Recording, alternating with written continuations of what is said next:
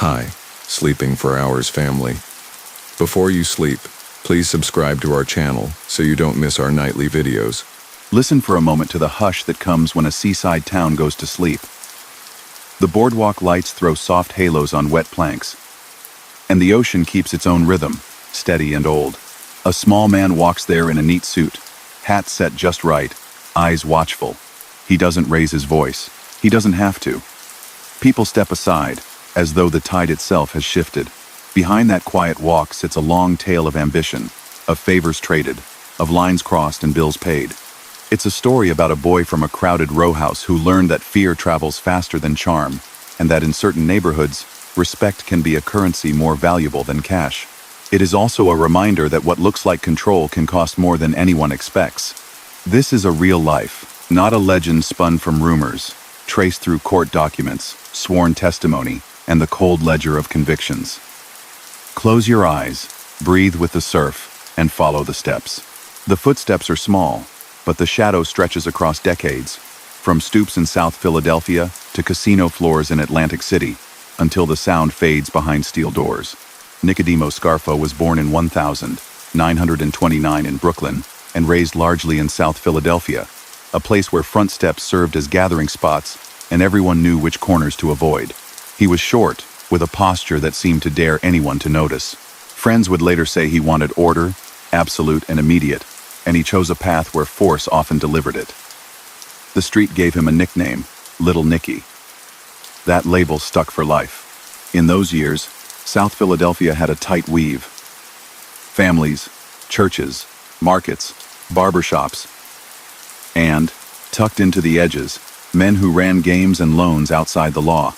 Scarfo gravitated toward that undercurrent. He was not drawn to laughter or long stories. He liked boundaries. He was bright, observant, and quick to take offense. In a landscape where reputation meant survival, he wore menace like a tie. When he entered the orbit of the Philadelphia crime family, it was under leaders who valued stability. Angelo Bruno, the boss for 2 quiet decades starting in 1959, preferred agreement to spectacle. Money before noise. Scarfo chafed under that style. He could be careful when it suited him, but patience did not come naturally. He needed people to show deference, and he viewed hesitation as disrespect. Still, he learned the ropes.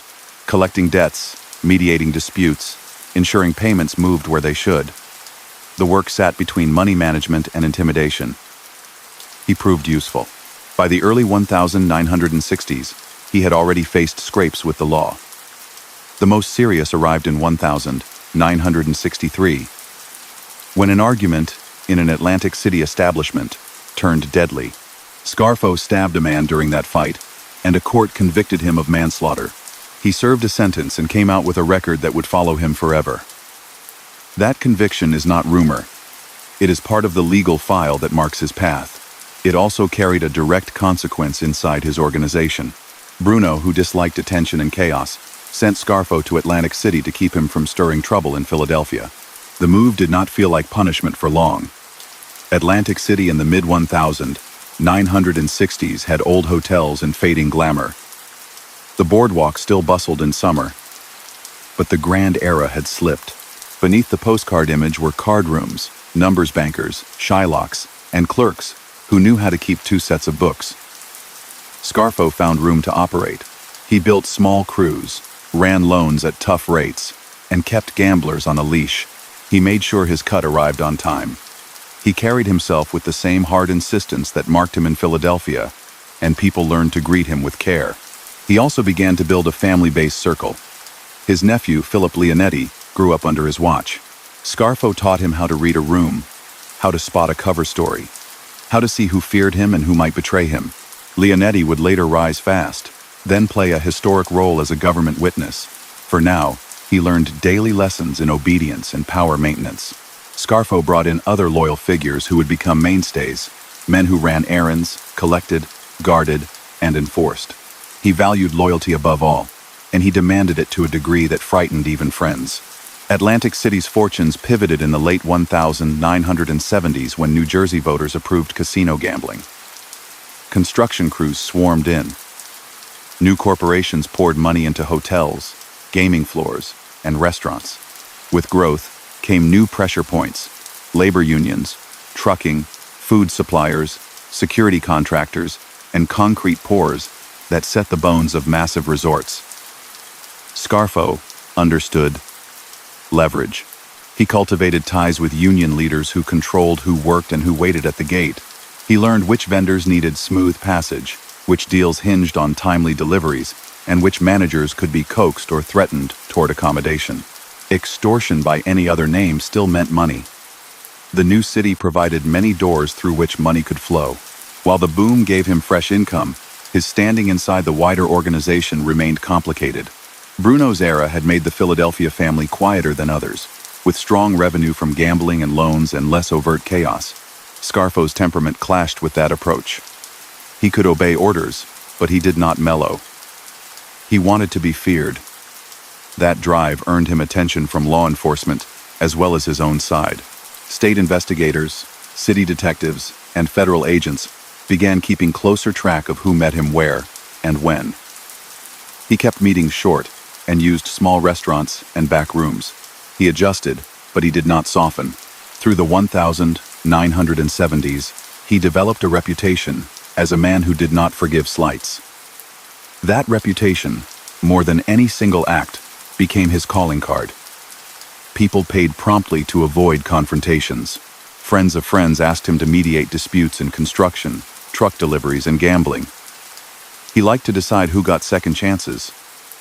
Everything ran through him. If he declared a path, that was the path. His word was not debated in front of him. He believed fear ensured loyalty longer than favors alone. In that belief, he was relentless. His income streams widened beyond loans and bookmaking. There were fees for protection, stakes in card games, influence in warehouse staffing, and quiet muscle in subcontract bidding. The sums weren't always flashy, but they added up. He kept track of every nickel and barked if someone missed a deadline. He held grudges over small amounts because he believed small disobedience would grow if he let it breathe. People who worked under him would later tell courts that his insistence on obedience shaped the culture around him more than any official title. As Atlantic City's skyline rose, so did Scarfo's ambition. He attended meetings in Philadelphia when summoned, but he remained based at the shore. He worked closely with a small inner circle, among them Leonetti, who became his most trusted aide. Another ally, Salvatore Merlino, often stood near him and rounded up men who carried out everyday tasks.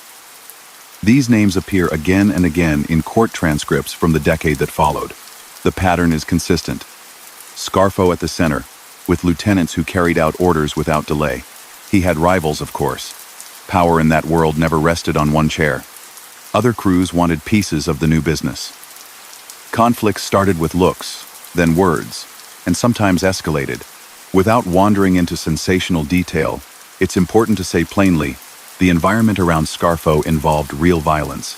When the law later laid out cases against him, prosecutors described meetings that set targets, phone calls that moved people into position, and long-held grudges that ended with fatal outcomes. Scarfo's legal history includes convictions where killings served as predicate acts under racketeering law, and testimony from former associates placed him at the core of many decisions. Those judgments are part of the public record. The specifics are stark, but we do not need vivid description to understand their weight. In Philadelphia, the balance of power finally cracked in 1980. Angelo Bruno was murdered that spring, a turning point that shook the city's underworld. That killing, ordered by conspirators who misread how national leadership would react, detonated the old order. The men behind it were themselves eliminated not long after, punished for acting without proper permission. Within months, Philip Testa took the top job, only to be killed in a home bombing in early 1981. The top of the family had turned into a revolving door at gunpoint, with everyone calculating their next move. Scarfo watched all of it from the shore and prepared to step forward. By then, he had spent nearly 2 decades learning how to extract money from stubborn places. He had built channels into unions and suppliers, and he had trained a nephew who hung on his every word. He had a fearsome reputation, legal scars, and a long list of people who owed him favors. The vacuum left by Bruno's death and Testa's fall offered a chance he had waited for since the day he was exiled to Atlantic City. Law enforcement attention grew louder in this same moment. Federal agents had spent years mapping relationships, and now they watched every handshake. The courts had a stronger tool too, the RICO statute, which let prosecutors link crimes into patterns that showed how organizations functioned. Scarfo understood that he was in the crosshairs. He adjusted by keeping his circle even tighter. He'd been cautious since Atlantic City began to boom. Now he was close to silent. Inner circle members handled communications. He avoided long calls, left no paper trail, and met in places where he thought ears could not reach. Fear still drove him. Associates would later testify that he punished even small signs of doubt, and he believed absolute control brought safety. In the period after Bruno's murder, that belief became his compass. He offered no apologies for his methods. He thought the world he inhabited required them. He mistook terror for strength and grew more rigid each season. This is where the first chapter rests, with a small, tightly wounded man looking from the shore toward a city in turmoil. He saw opportunity and walked toward it. He would soon take the top seat, consolidate power, and extend his reach into unions, construction, and casino-adjacent commerce. He would also collect indictments and stack sentences until steel doors closed on his life for good. The record is long, and the record is real. For now, think of a quiet boardwalk, the soft slap of waves, and a man measuring the distance between fear and authority, convinced that the shortest path would keep him safe. When you're ready, we will step into the years when he ruled, and how that rule led to the courtroom light that never turned off. Power shifted on a gray day with no speeches. Word moved by whispers, then car doors, then quiet meetings in back rooms where voices stayed low and direct. After the bombing that killed Philip Testa, the old guard in New York weighed the chaos in Philadelphia and settled on a choice they thought might restore predictability. They recognized Nicodemo Scarfo as the boss. He took the seat without flourish. He didn't smile, and he didn't pretend it was temporary.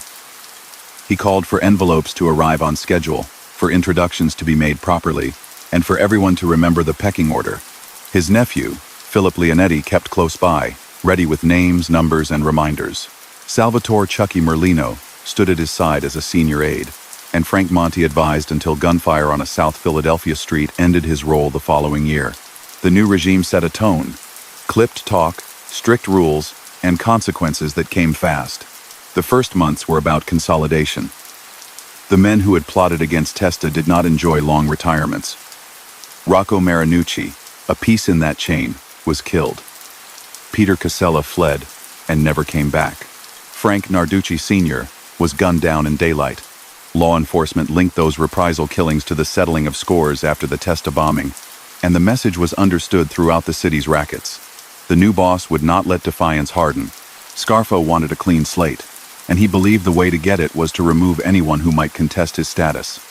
He set a tribute schedule, demanded attendance at meetings he called, and cut off those who wavered. He had waited years for this opening and intended to seal it with order and fear. He held court in Atlantic City and Philadelphia but preferred the shore. He knew every alley near the boardwalk and liked that the boom in casino construction brought steady income streams. Unions that moved food, poured concrete, and staffed kitchens all faced pressure points. Scarfo leaned on those pressure points. Investigators would later say he and his circle pressed for payoffs to keep projects moving and took a cut when contracts landed.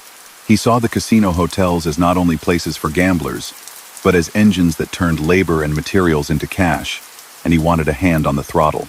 The Bartenders and Hotel Workers Union, Local 54, became a focal point. The government later accused Scarfo's organization of corrupting its leadership, steering decisions in exchange for favors and money.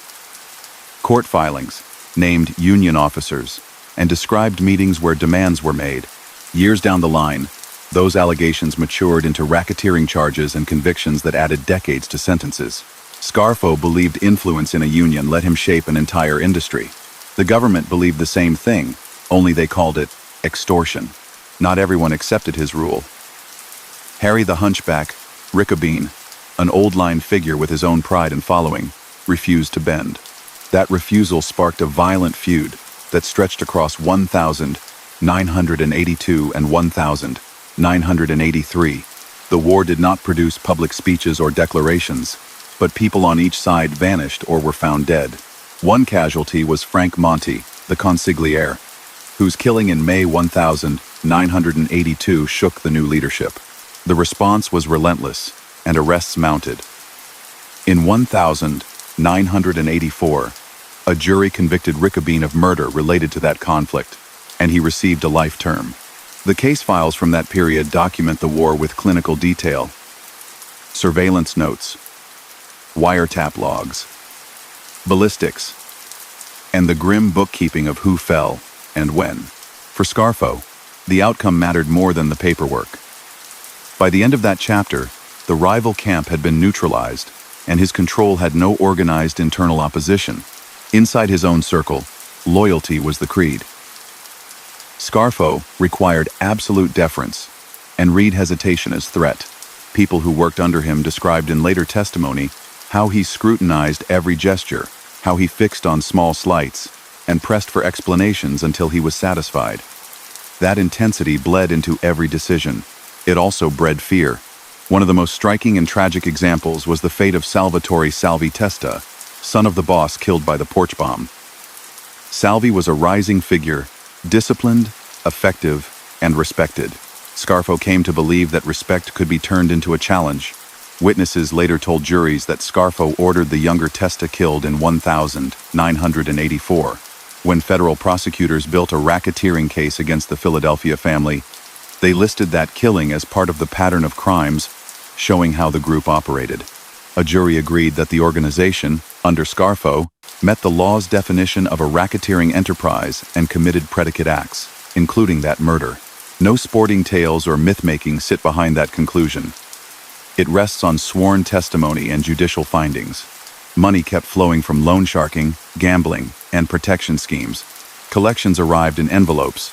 Businesses that wanted goods delivered on time, or trucks parked without trouble, paid for the favor. Guys who ran card games sent a percentage. Contractors who hoped union pickets would not appear at dawn negotiated behind closed doors. Scarfo tracked all of it with a memory for numbers and a temper for missed dates. He could be oddly frugal about small sums, chewing out a man for being short by a few bills, because to him that shortfall signaled disrespect. By and large, the system worked while fear outpaced regret. People paid and stayed quiet.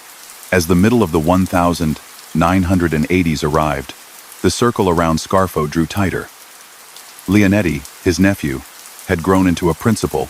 His efficiency and the trust between uncle and nephew made operations smoother. Salvatore Merlino, older and blunt, played the role of enforcer and organizer, moving men to tasks and keeping the lower ranks aligned. Others handled loans, ran clubs, kept tabs on who was visiting whom, and relayed messages. Everyone knew who sat at the center. Scarfo expected daily updates and disliked surprises. He slept little, ate simply, and worked off anger with immediate instruction. The discipline of that machine produced major income, but it also amplified every suspicion. Law enforcement answered with broader cases. The RICO statute, passed a decade earlier, gave prosecutors a way to describe the whole organism, not just single events. Instead of charging one extortion or one act of violence, they alleged a pattern that showed purpose and hierarchy.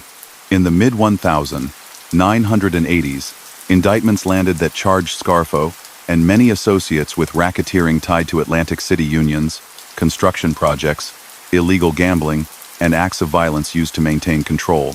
The record cited meetings in diners, office visits with union officials, coded phone calls, and the steady stream of cash up the ladder. Trials ran long. Witnesses included former insiders who had decided cooperation offered the only way out. Jurors heard about envelopes collected, no-show jobs arranged, and threats delivered in calm tones. One Philadelphia bookmaker, Frankie Flowers D'Alfonso, crossed the boss. He stopped paying and stood his ground. In 1985, he was murdered. Scarfo and several lieutenants were later tried in state court for that killing. Convictions came, and then years later an appellate court overturned the verdicts, citing flaws in the trial. The reversal did not change the larger federal picture already established in RICO cases, but it is part of the documented trail: arrests made, juries seated, verdicts delivered, and higher courts weighing process. There were many other killings during Scarfo's tenure. Some settled scores from the power struggle that followed Bruno's death. Others punished men suspected of cooperation. The exact tally varied depending on the investigation, but even on the most conservative count, the period was steeped in bloodshed. Prosecutors used those deaths as racketeering predicates, arguing that the enterprise preserved its income and authority by eliminating threats. Again, nothing in this account relies on rumor. The claims appeared in indictments, were discussed in open court, and produced convictions that appellate judges affirmed. At the same time, the government zeroed in on the capture of Local 54. Union officers, who had seemed untouchable, were charged with taking orders from Scarfo's camp. The picture painted in court was straightforward. Labor peace had a price, and the price flowed to Scarfo.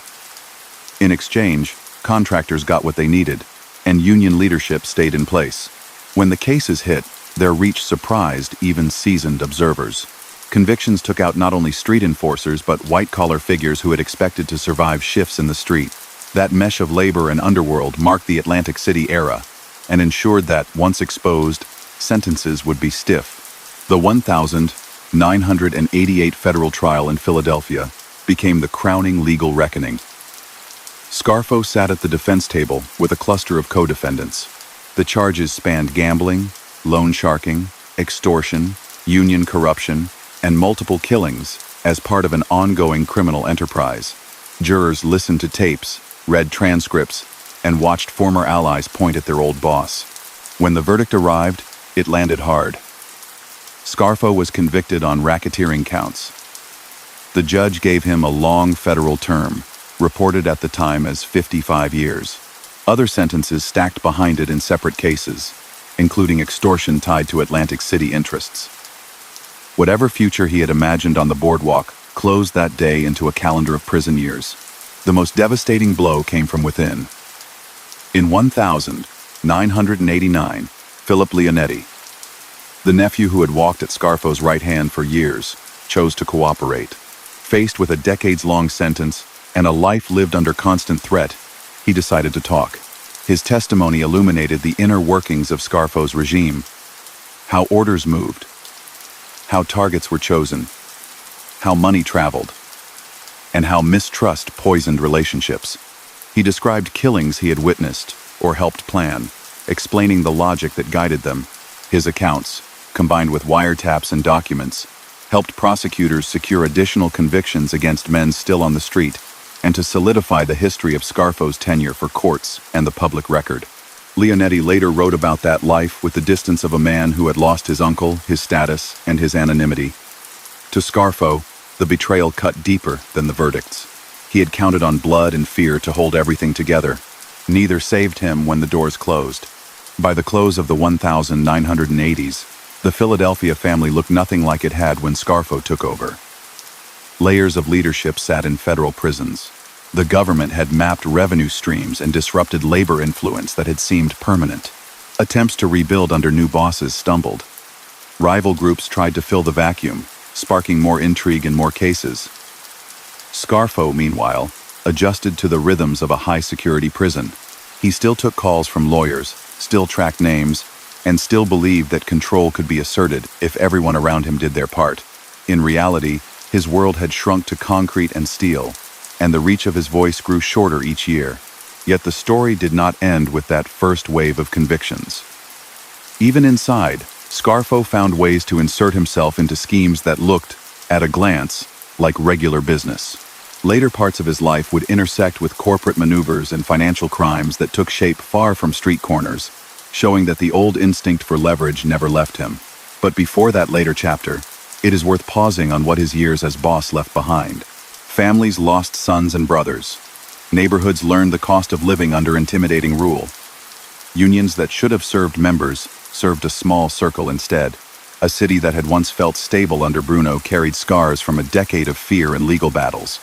Judges wrote opinions that spelled out, in calm prose, what had happened and why the sentences had to be long. People who grew up in South Philadelphia still tell how the mood changed between the quiet Bruno years and the Scarfo era. Restaurants where everyone used to chat became places where men leaned in to whisper. Jokes came with a glance over the shoulder. The air felt thinner, the nights shorter. Even those who never touched a bet or a loan lived with the after effects. When the law finally took hold, the relief mixed with exhaustion.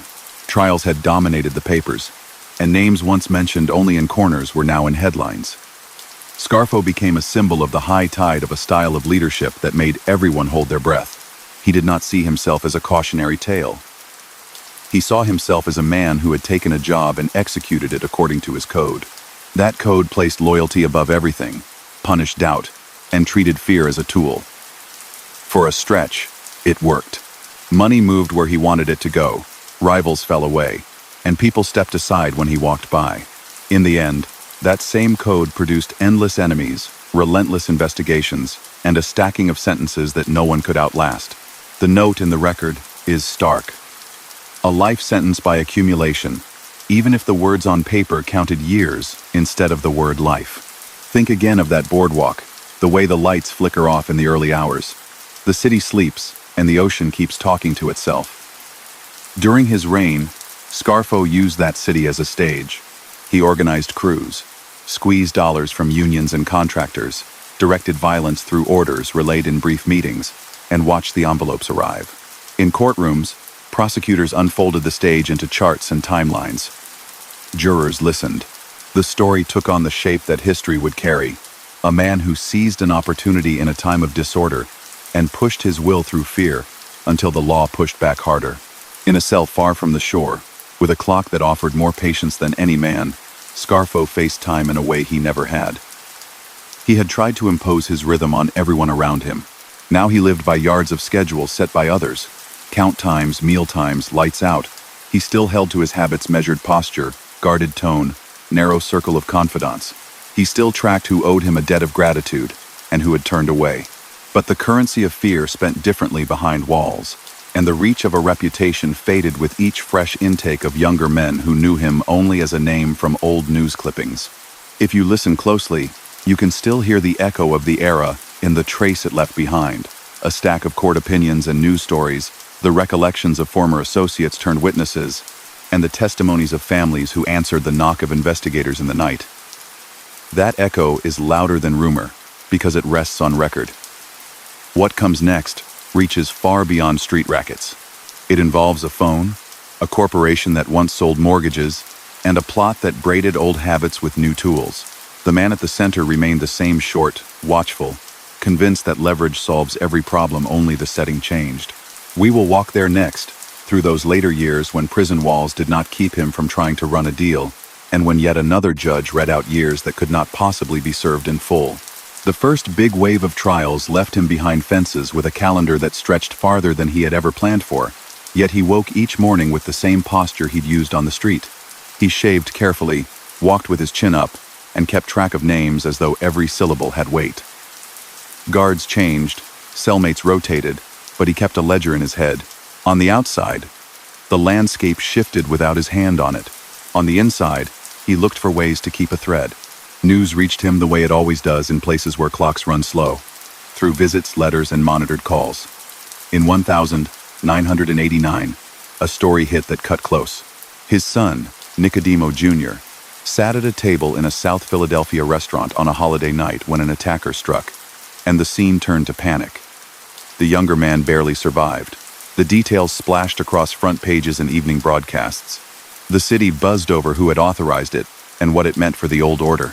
Inside, the father learned what happened not from rumor, but from calls routed through prison systems and from visitors who shifted in their chairs as they relayed the facts. He had spent years creating a perimeter around his name. To hear that someone had tried to erase his son sparked a cold kind of fury. He couldn't step onto a corner and answer.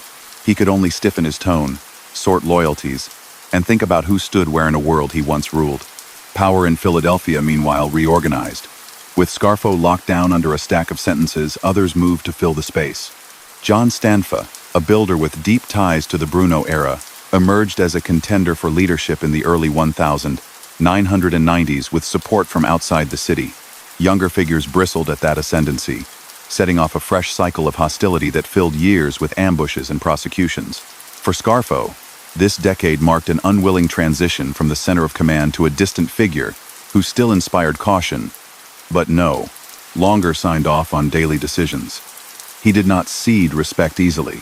He measured every report for signs that people still spoke his name with the proper weight. The law kept adding pages to his file. Appeals on the big racketeering case failed. Additional cases tied to labor corruption and extortion in the Atlantic City arena landed and brought more time. The government's narrative remained consistent. The man once banished to the shore had turned the casino boom into a cash machine by shaping union decisions, pressuring vendors, and using threats to keep money moving. Judges explained sentences in calm terms: decades here, years there, some to run after others.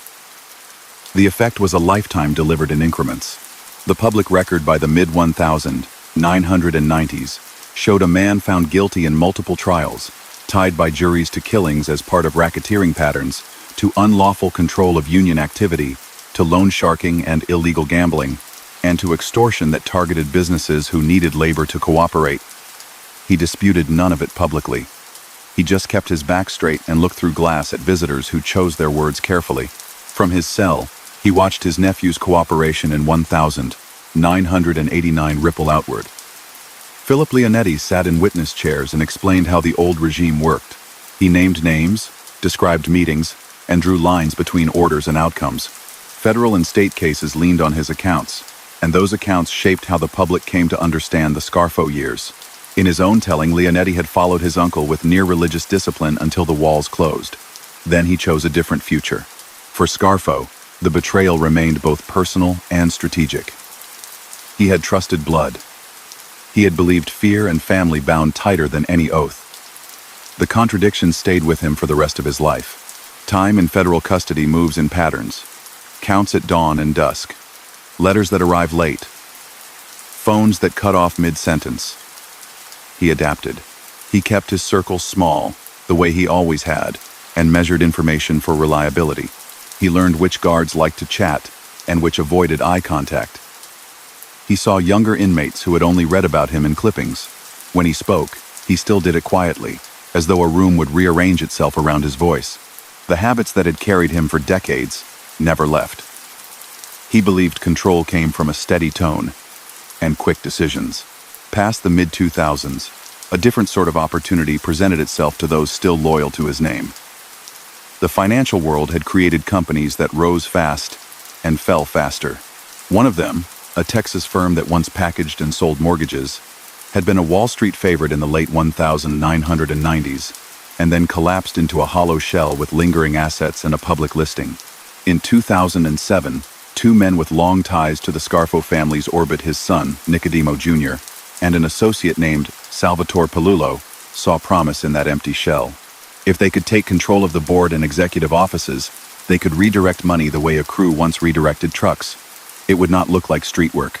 It would look like corporate transactions, consulting agreements, and acquisitions paper moves, hiding the same old idea: gain leverage, drain value, and keep people in line. What followed became a case study in how underworld instincts adapt to boardrooms. According to federal indictments that would land a few years later, the path went like this. Loyalists installed friendly executives, pressed the company to buy small private firms at prices that made no sense, then routed millions into consulting contracts and salaries for themselves and their associates. Expensive cars and homes followed. Private security teams appeared around meetings. The phone records later presented in court included prison calls placed by the elder Scarfo, monitored as all inmate calls are, in which he discussed developments and gave direction. Prosecutors argued that he acted as an advisor and beneficiary from inside his cell, stepping into corporate theft the way he had once stepped into union rackets. Defense lawyers pushed back on the picture. But when the case reached trial in Camden, a jury agreed with the government's version and convicted the core group on racketeering conspiracy and related fraud counts. The company, already a ghost of its former self, was left a name with bills. The streets didn't carry this story. Courtrooms and business pages did. That case reached its conclusion in 2014 for the younger men and in 2015 for the father. The son and Palullo received long federal terms. The elder Scarfo, already decades into his earlier sentences, stood in a courtroom once more by video link, an old man with a familiar set to his jaw, and heard a judge add 30 years to a tally that had exceeded any normal lifespan. The reasoning was direct.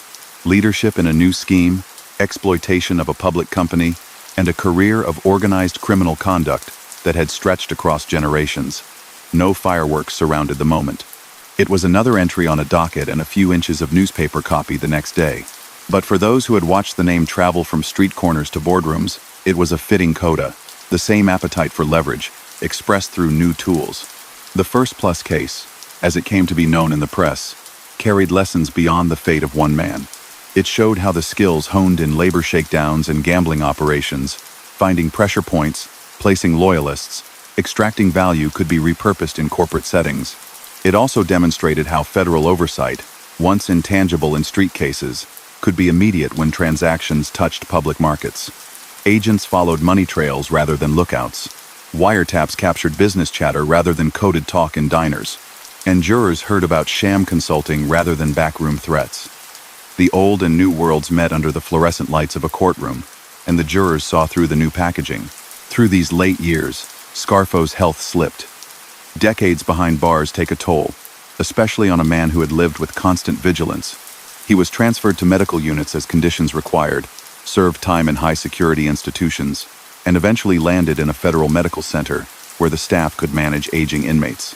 Even so, people who saw him during legal proceedings noted the same traits they had always seen: attention to detail, a cool gaze, and a refusal to acknowledge weakness.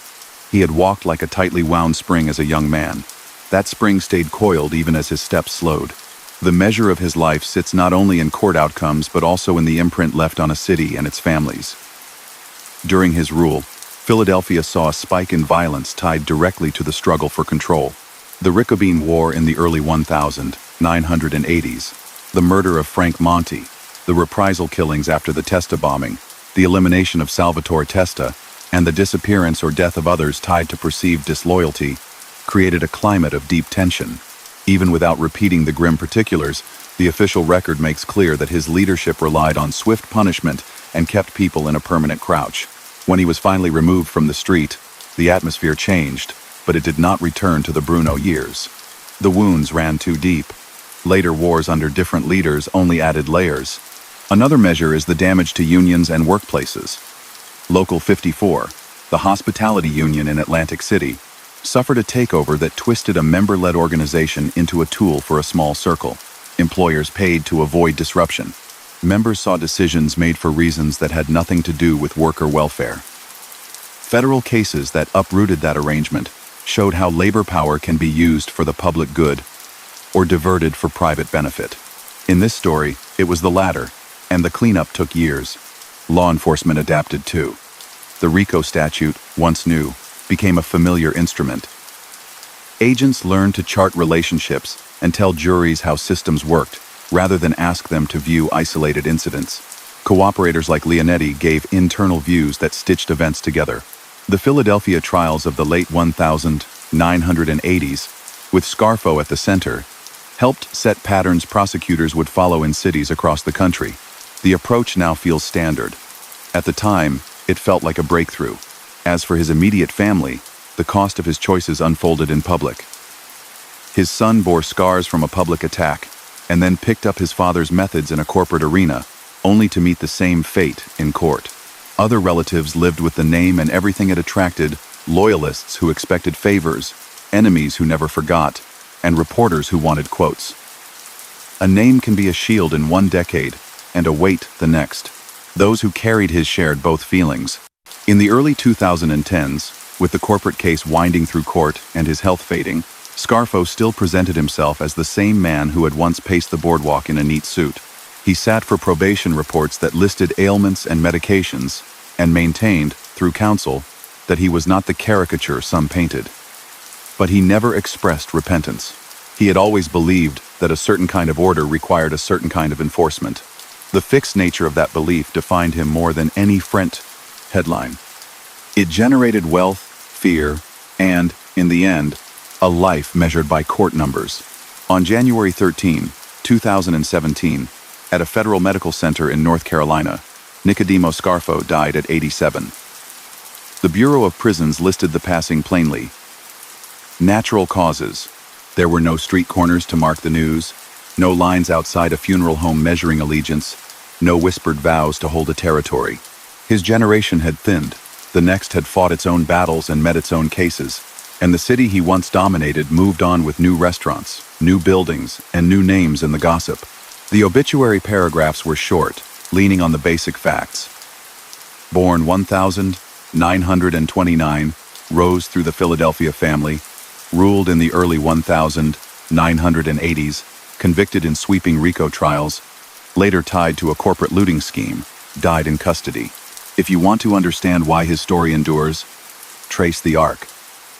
A boy from a tight neighborhood learned that presence and reputation could bend situations to his will.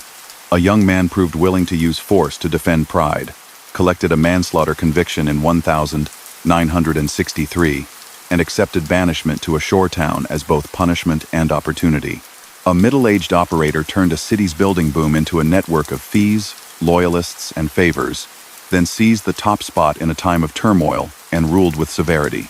A boss met a revised legal landscape where wiretaps and racketeering theories turned whispered orders into paragraphs on an indictment. An aging prisoner found a new arena in corporate shells and repeated the old pattern with contracts instead of corner talk. At every stage, he trusted fear over friendship, hierarchy over negotiation, and consequence over caution. He shaped events for a time, and then the larger forces around him, law, economics, age, shaped him. There is no romance in the wreckage. Lives were lost. Families were changed forever. Workers watched their union serve someone else's interests. Businesses paid to keep doors open. Courtrooms filled with people who looked down at their shoes while names were read into the record. The late-life corporate case cost investors money and turned a public company into a cautionary tale about governance and due diligence.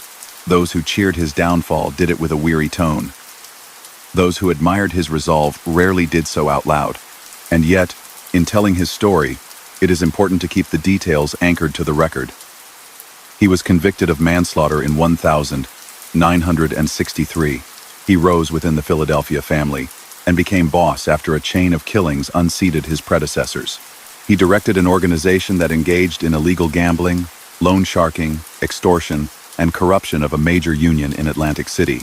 He was convicted in 1988 of racketeering and related crimes, with predicate acts that included multiple murders tied to the maintenance of his enterprise. He was linked to the feud with Harry Riccobene, during which his consigliere, Frank Monti, was killed, and after which Riccobene was convicted of murder.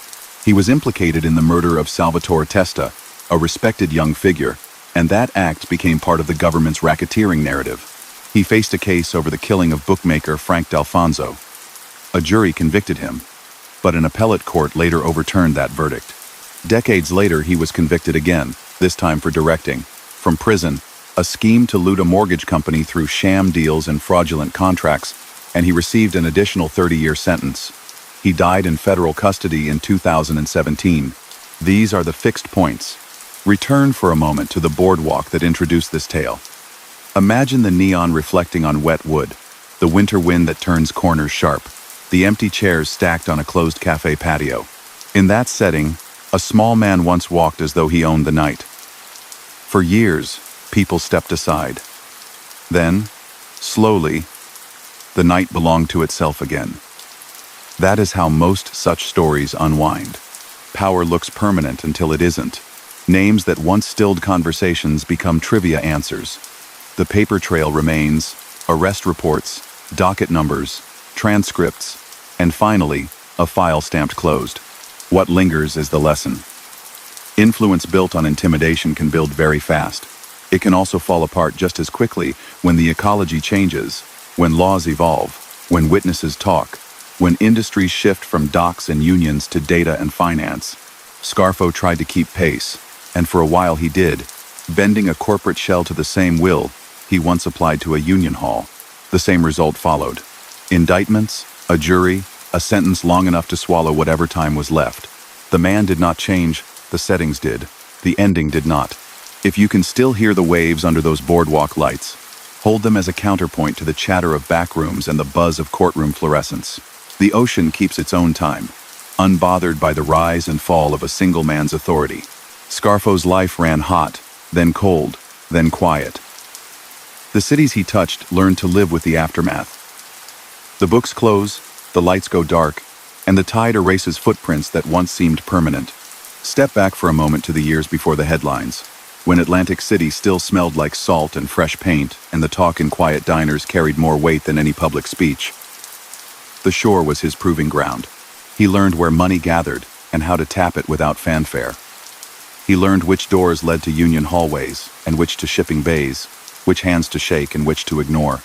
He watched stacks of drywall go up, listened to the clink of glasses in hotel bars, and understood that every delivery and every shift change had a price if you knew who made the schedule. That understanding, more than any single act, set the stage for what followed.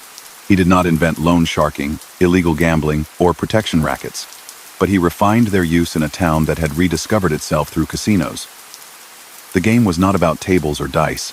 It was about staffing, trucking, and timing.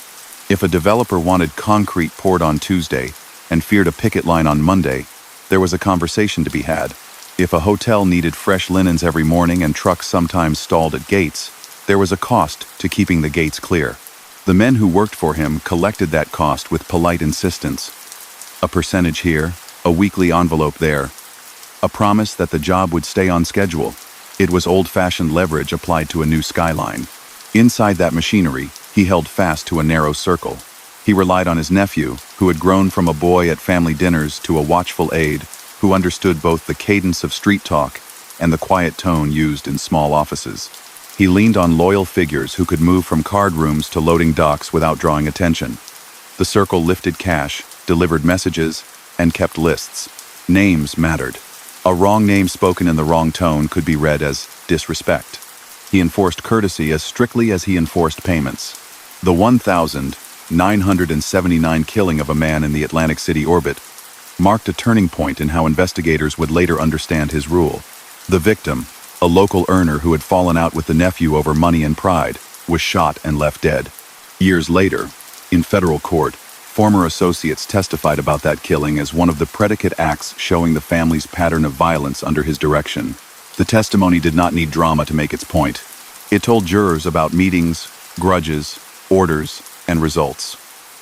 It framed the man at the center as someone who did not let business disputes linger and who believed that decisive action protected income and status. If Atlantic City gave him a steady income and a place to stand, Philadelphia supplied the title when chaos opened a path. The killings that toppled 2 bosses in 2 years did not just change leadership. They changed the culture of an organization that had been cautious under its prior longtime chief. He stepped in like a foreman who inherits a noisy shop and decides quiet is best achieved through fear. Tribute schedules were firm. Meetings were short. Questions were unwelcome. He expected money to move up the chain and pressure to move down. Anyone who thought the new era might be looser quickly learned otherwise. His consolidation of power ran on 2 tracks. On one track, he took down or pushed away men who had opposed his rise. The aftermath of the porch bombing that killed the prior boss saw swift retaliation against those connected to the plot. Names that had once carried weight turned into obituary lines and footnotes in indictments. On the other track, he pushed deeper into labor and construction. Union locals tied to hotel and restaurant staff found themselves guided by leaders who took calls from men loyal to the boss. Contractors learned to call intermediaries before bids closed. Subcontractors learned to price in a cost that never appeared on any invoice. When the dominoes fell as they should, there was no noise, only cash. The internal war with a proud old-line figure who refused to kneel became a public theater of the new order. The feud stretched across months of ambushes and reprisals, with neighborhoods holding their breath. The man across from him, stubborn and seasoned, had his own small army. Bodies fell on both sides. It continued until arrests, trials, and life sentences ended the conflict by removing the opposition indefinitely. Court documents later recounted the war with a dry detachment that belied the tension people felt walking past corner stores where whispers ran ahead of the news. Within his house, his most consequential decisions grew from suspicion. He trusted few and feared doubt more than law enforcement.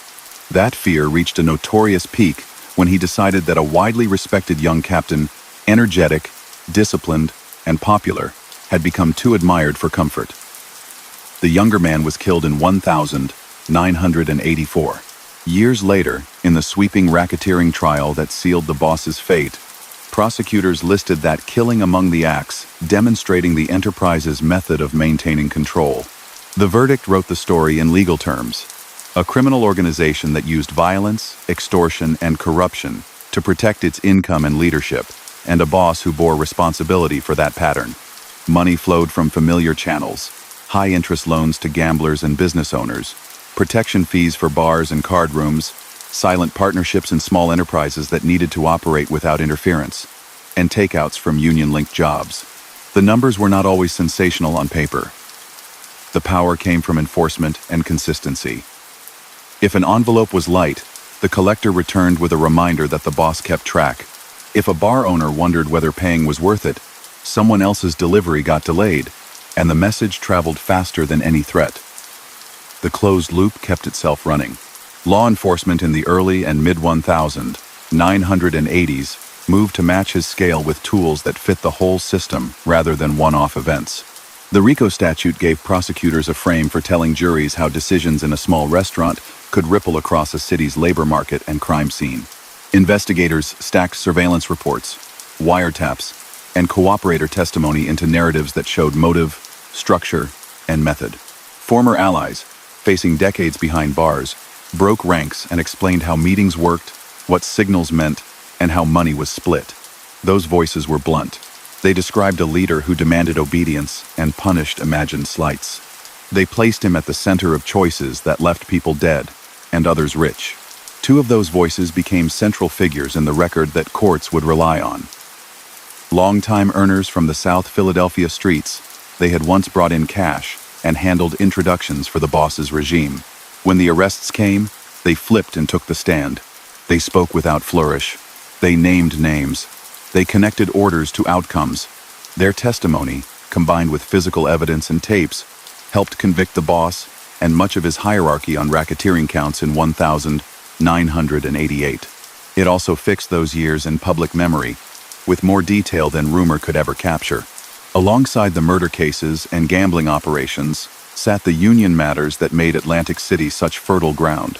The hospitality union's local became the focus of criminal cases that accused leaders of taking guidance from the boss's circle. The method, according to prosecutors, was straightforward. Ensure sympathetic officers held office. Direct labor decisions to favor businesses that paid. And punish those who resisted with unrest or delays. When that system worked, nobody outside the network saw a fist. They saw schedules kept, deliveries made, and events staffed. When the cases hit federal court, the harm became visible. Members whose dues funded a union did not receive the independent representation they were promised, and businesses paid to avoid fear, rather than to buy a legitimate service. Convictions followed, and sentences sent a message that infiltrating labor would not be treated as a victimless offense. Not every prosecution went in a straight line. The 1985 killing of a bookmaker, known for his tough stance against paying tribute, produced a high-profile state case that yielded convictions against the boss and several lieutenants. Years later, an appellate court overturned those verdicts due to errors in the proceedings. That legal twist did not change the larger federal result already on the board, but it showed how long and complex these battles could be, with layers of appeals and procedural fights that kept lawyers busy for years. Inside the daily grind of the regime, order came from routine. He took reports in small rooms with curtains drawn. He arrived at meetings on time and left quickly. He expected his men to carry themselves with neatness and restraint. He spoke softly and rarely explained decisions. If someone asked why, the question itself could be taken as a challenge. He rarely drank much. He ate simply. He sat with his nephew often and went through lists. Who was on the outs? Who had paid? Who needed a call? Who deserved a warning? He liked people to fear disappointing him more than they feared the police. Phones were a necessary evil. He did not trust them. Associates used pay phones and careful phrasing. They preferred to walk and talk. When law enforcement later played tapes for juries, the voices were coded and calm, proof to prosecutors that the people behind those voices knew they were doing something that required caution. The careful words, however, did not stop investigators. They drew diagrams, traced cash, and matched phone logs to meetings until patterns emerged that fit neatly within the law's definitions of a criminal enterprise. Even as he ruled, His world held contradictions that would later help bring it down. He prized loyalty, but he sowed fear so deeply that even trusted men wondered if their turn would come. He demanded discipline, yet some of his most consequential choices, like eliminating respected figures, created instability that rippled through the ranks. He insisted on quiet, yet the wake of his decisions produced headlines that drew federal heat. He valued family, bringing his nephew close. Yet the architecture of fear and punishment eventually drove that nephew to save himself by telling the government everything he knew. Outside the underworld, judges and jurors did their work with a remove that often felt surreal to those who had grown up with the names in the papers. In courtrooms with high ceilings and fluorescent lights, prosecutors introduced evidence that reduced years of whispers to transcripts and exhibits. Groups of citizens listened, weighed credibility, and returned verdicts that would lock men in cells for the rest of their lives. The process was intentionally dull. It stood in stark contrast to the drama that had played out in alleys and on busy streets. That contrast is why it succeeded. Institutions beat spectacle by refusing to perform. His final decades, carried out under federal supervision, showed that criminal ambition does not always stop at a gate. The corporate scheme that landed his son in prison and added decades to his own term revealed the same habits translated into a new dialect. Board resolutions took the place of street meetings. Consulting contracts took the place of tribute envelopes. A moribund company's treasury replayed the role, once played by a union's dues collection. And as before, trouble moved toward the center when people pushed back. Court filings quoted prison calls in which the elderman offered guidance and approvals. To a jury, that sounded like the same old boss, only older and speaking through a wire. When the judge imposed a 30-year sentence on top of the years already running, the arithmetic wrote its own epitaph. The expectation that age might bring leniency ran into a record that judges read as proof of a career-long commitment to manipulation and intimidation. The public acceptance of the outcome was quiet. By then, the man's name belonged as much to history as to current events. Reporters who had covered his rise had retired. Younger readers recognized the name only because relatives had told them hushed-toned stories about a time when a small man's glance could empty a room. It's worth pausing on the neighborhoods that lived through his era. South Philadelphia and the Jersey Shore did not consist only of tough men in leather jackets. They were and are places where children jumped rope, where grandparents watered tomato plants in cement yards, and where bakers rose before dawn to make rolls. The presence of a single powerful figure with a network of enforcers cast a long shadow over that normal life. Restaurant owners learned not to ask questions about who sat at the back table. Union members learned to shrug when someone with no experience landed a cushy assignment. Families learned to lower their voices when certain names came up around the table. The adjustment became habit, and habit became culture. The legal judgments against him did more than punish one man. They severed routines that had felt inevitable. Union locals reformed under court supervision. Businesses renegotiated contracts without the unspoken surcharge. City and state boards learned to vet bids more closely, checking for silent partners and consulting fees that made no sense. The legacy of those reforms is quieter than the stories of ambushes and raids, but they matter more to daily life. They're the bricks that replace the hollow walls he built in places where public trust should have stood. Looking back across the decades, the narrative can be told without embellishment.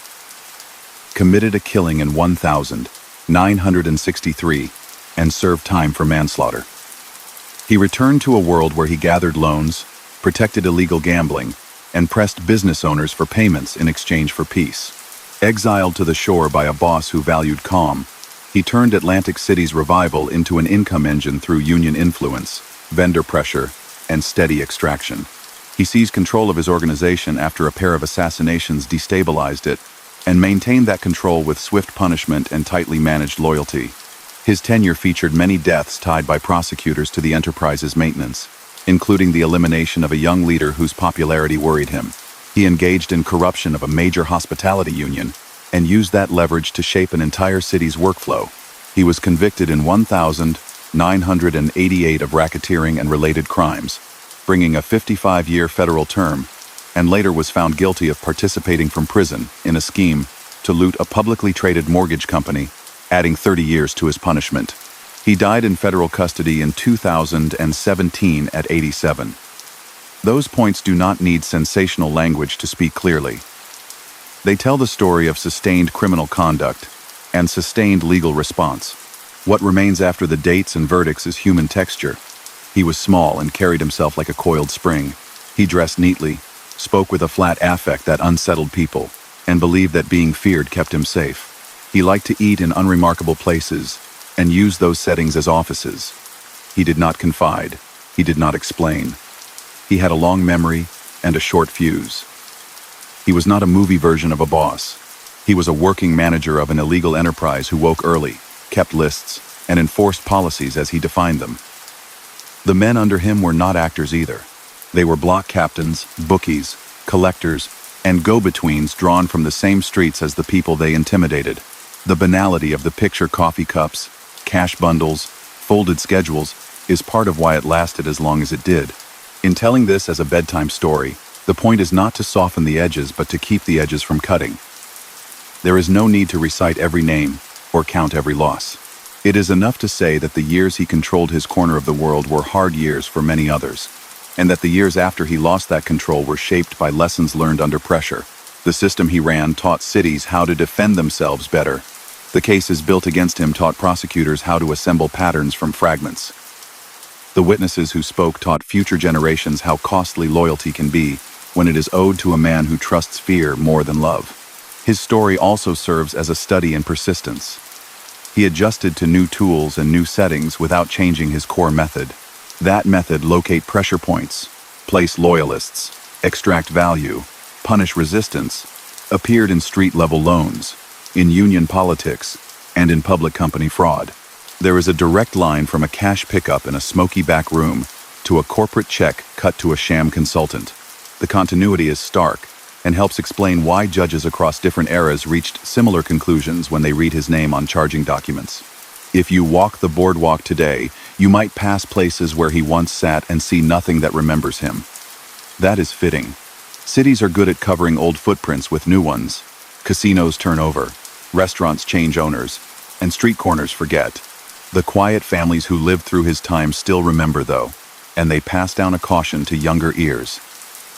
Never confuse the appearance of control with safety, and never assume that fear will protect you from consequences. The life that seemed powerful in the moment looks, in the rear view, like a long sprint on a treadmill that never moved forward. Even in a late chapter dominated by prison routines, the weight of his choices did not lift. He carried the titles of his convictions like a second name. Letters from lawyers, reports from appeals, and filings stamped by clerks kept him tethered to courts he could not sway. When he spoke to his son about deals dressed as legitimate ventures, he was speaking the only language he truly knew. The results showed that the language was out of time. Markets and regulators saw through the script, the way street cops had learned to see through code words years before. If there is a gentle note to end this part of the telling, it rests in how communities adapt. Philadelphia and Atlantic City did not collapse under the weight of a single man's appetite for control.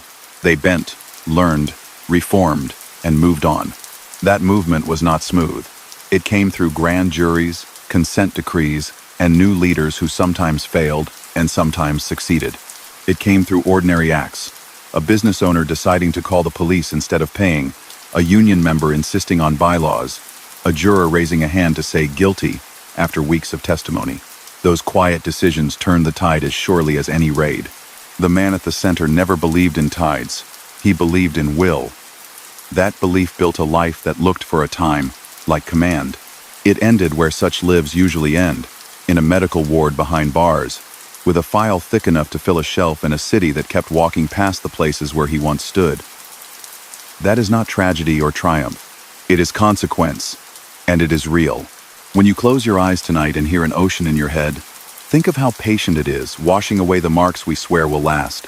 Then think of the names on paper, the signed warrants and recorded verdicts, and how those marks, quiet and bureaucratic, outlast the bravado of any one person. In the morning, we can pick up more threads how the law learned to map families like his, how allies turned into witnesses, and how, in the end, the record turned the loudest years of his life into a steady line of text that does not blink. Morning came soft and pale over the shore, and with it came the patient kind of thinking that looks backward and forward at once. You asked for more threads, and there are many, because a life like his threw out lines into neighborhoods, courthouses, union halls, and boardrooms. The map that law enforcement drew did not appear in one swoop.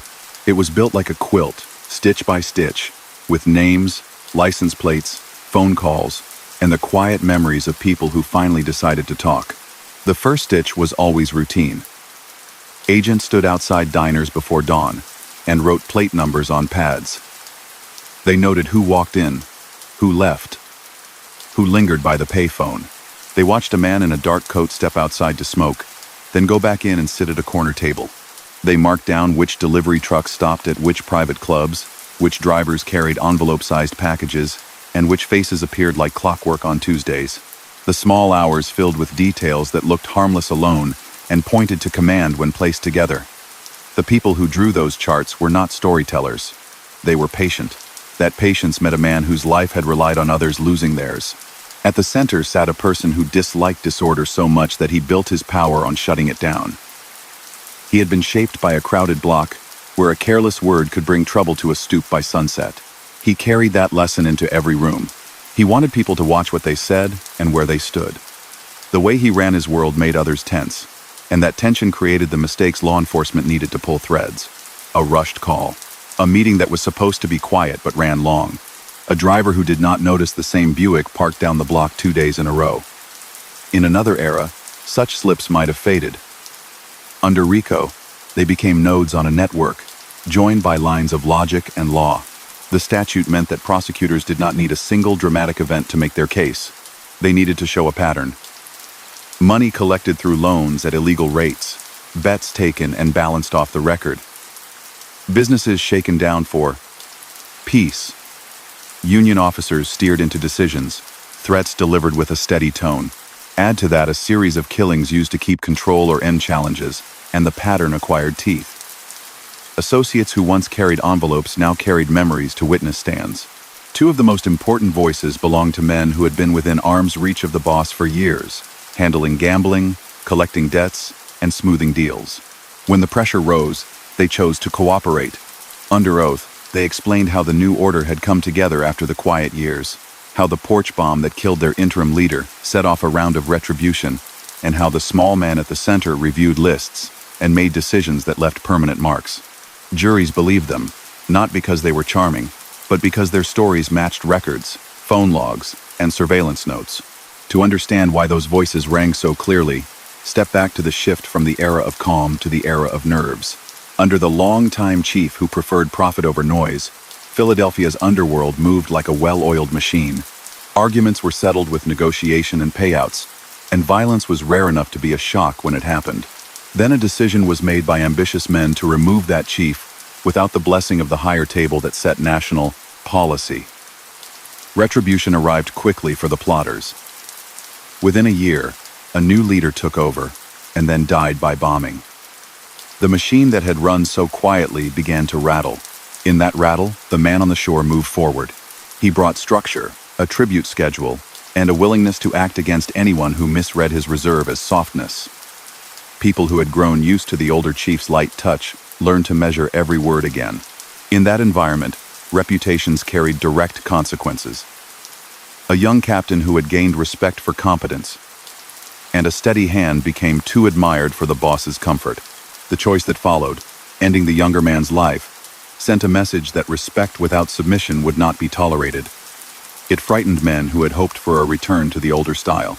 It also had the effect of hollowing out potential leadership beneath the boss, leaving him surrounded by people who obeyed quickly, but did not inspire loyalty in others. The system held while fear outpaced ambition. It began to fray when trials and arrests removed layers at a time. Around Atlantic City, the law's picture of his reach was drawn with the straight lines of commerce. A union local with influence over casino hotels became more than a workplace institution. It turned into a faucet. With friendly officers in place, schedules flowed according to calls taken in back offices. A developer who needed calm paid a tax wrapped in euphemism. A hotel operator who wanted a grand opening without disruptions made introductions through intermediaries. The public did not see hands change. They saw trucks arrive on time and staff show up at the right doors. When indictments landed, the language was dry. Extortion, conspiracy, racketeering, the meaning was plain. A body that was supposed to answer to members had been bent to serve a private circle. After convictions, trustees came in, reforms were set, and the slow work of making a union actually serve its people began again. Alongside labor sat construction and supplies. Every large project has choke points, concrete pours, steel deliveries, permits, inspections. The crew around him learned those pressure points and found ways to place themselves between need and completion. Sometimes the pressure looked like an introduction to a consultant whose fee was the difference between delay and progress. Sometimes it looked like a promise that the wrong kind of attention would not land on a site at the wrong time. The result was the same. Money moved. The habit became part of how people planned projects. Removing that habit later meant breaking expectations, which is as hard as breaking rules. His personal conduct remained always a study in restraint used for control. He preferred small restaurants and side rooms. He liked to sit with his back to a wall. He gave short instructions and expected people to complete the picture without being told twice. He punished lateness. He enforced courtesy. His insistence on neatness and posture did not come from vanity. It came from a belief that order could be seen, and that seeing it made others obey. Where a different leader might have used charisma, he used a still gaze. That choice set the tone for everything around him. The killing from the early Shore years, in which a local earner was eliminated over a dispute with his nephew, became a hinge in later court narratives.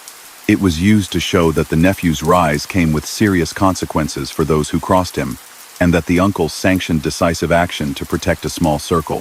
When the nephew later sat in court and described that time, he did it without dramatic flourishes. He explained how the argument started over money and pride, how it escalated, and how orders were carried out. The jurors did not need a movie.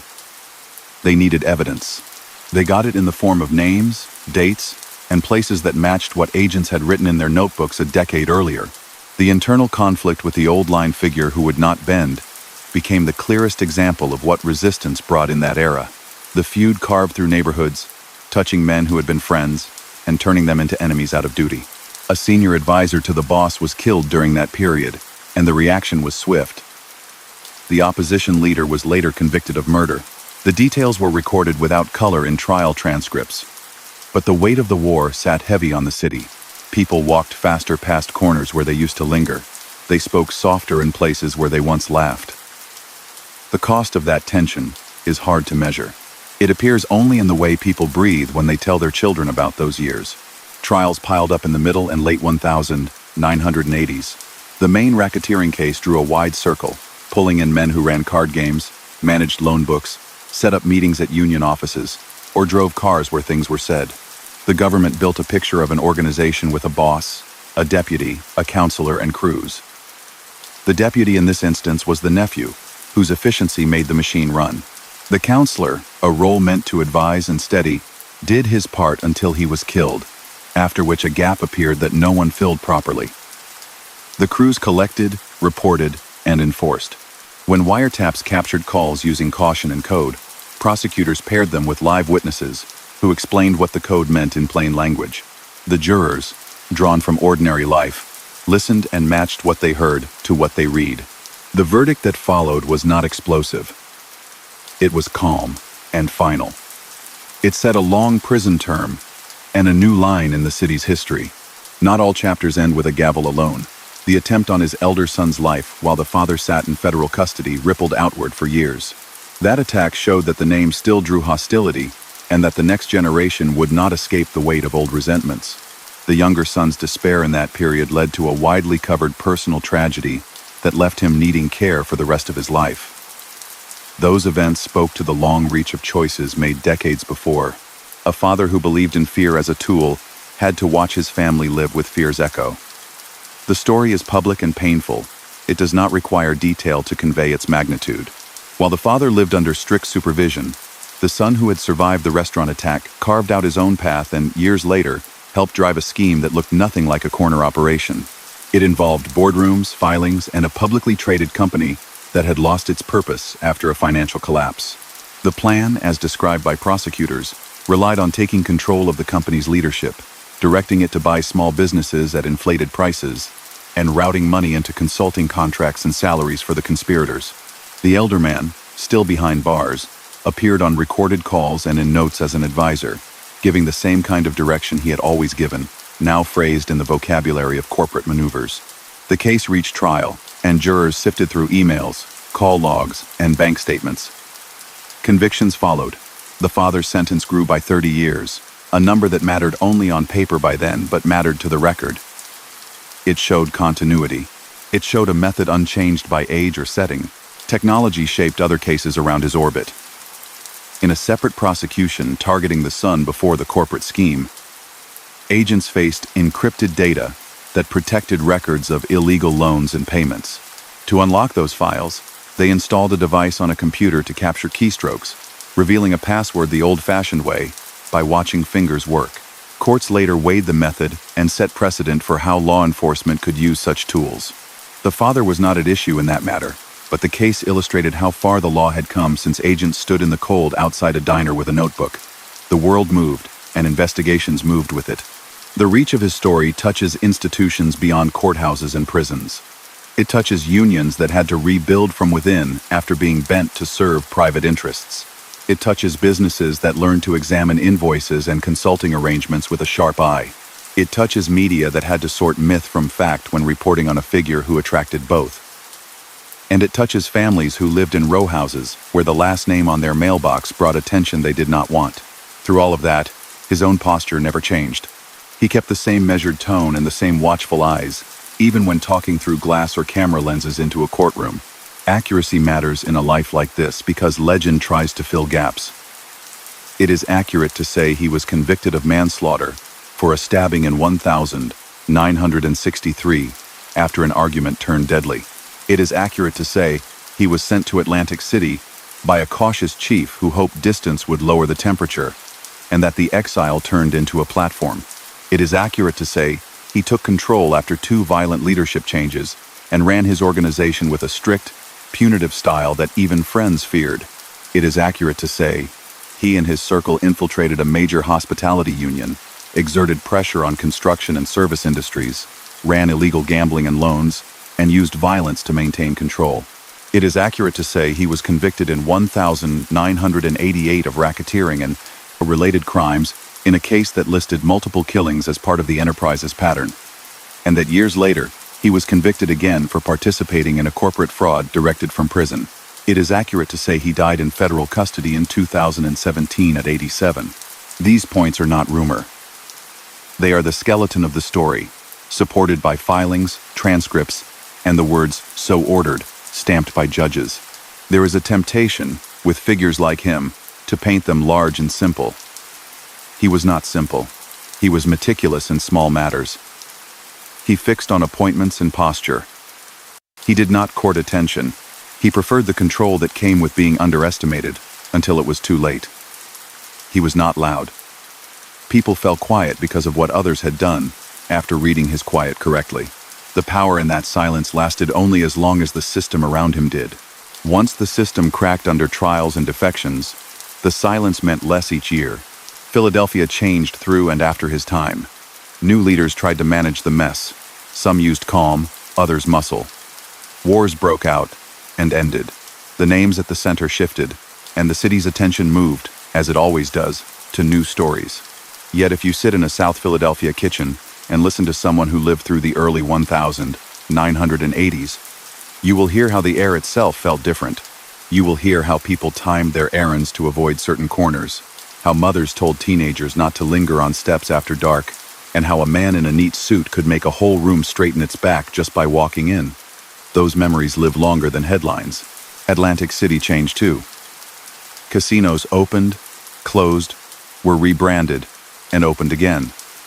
The union cleaned house and refocused on bargaining rather than backroom deals. Developers learned to expect labor peace without paying for it twice.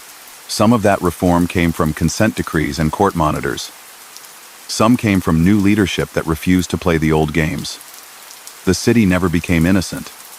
No place with that much money at stake ever is. But the heavy hand that once directed deliveries and shifts loosened, and with it came a sense that work could be hard without being hijacked. His legacy within the underworld circles he led is complicated. There are still people who admire his discipline and absolute insistence on order. They talk about envelopes arriving on time, about men who did what they were told without noise, about a period when no one questioned who made the final call. There are others, many more in fact, who see his rule as the point where fear replaced prudence and where the spiral into constant tension began. They list the feuds, the eliminations of people who might have steadied the future, and the flood of cases that followed. They measure success not by a clean balance sheet but by how long a system survives. By that measure, his order cut itself short. The human cost resists accounting. People who were never in his rooms ended up living with his choices. Families lost loved ones to violence. Others spent years separated by prison walls. Small business owners paid for peace they should have had by right. Union members watched their votes matter less than phone calls they never heard. These are not anonymous harms in a lecture. They are names in funeral books, ledger lines in accounts, and quiet sighs at kitchen tables. They are the part of the story that makes prosecutors, agents, public defenders, and judges show up for work year after year. They are the reason this tale can be told as a bedtime story, only if it leans toward the lesson that order built on intimidation cannot last without breaking something that should not be broken. He never embraced that lesson. He believed the world operated as he saw it, and for long stretches, the world around him agreed. People paid to avoid trouble. Men who wanted advancement learned to move the way he wanted them to move. Workers showed up where they were told. Judges had not yet been given the tools to describe the entire machine in one case. When those tools arrived, they fit the picture of his life almost too well. What had once looked like a series of disjointed events connected into a story with a beginning, a middle, and an end. The beginning was pride and a taste for control. The middle was a rule enforced by fear and money. The end was time measured by steel doors, and a final entry in a federal database that lists, in flat language, a date, a place, and a cause. Still, even at the end, he held on to the method that had made him. When younger men brought him the outline of a corporate scheme, he recognized the shape. Find the pressure point, place a loyalist, extract value, and punish resistance. The words were different. The rhythm was the same. He could not imagine another way. That inability to imagine different is, in its own quiet way, tragic. Not because it asks for sympathy, but because it explains the inevitability of his fall.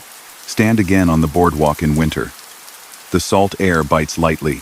A gull walks like a little actor on the rail. The hotels glow from within, some new, some renovated, some still holding on to old names that once meant everything.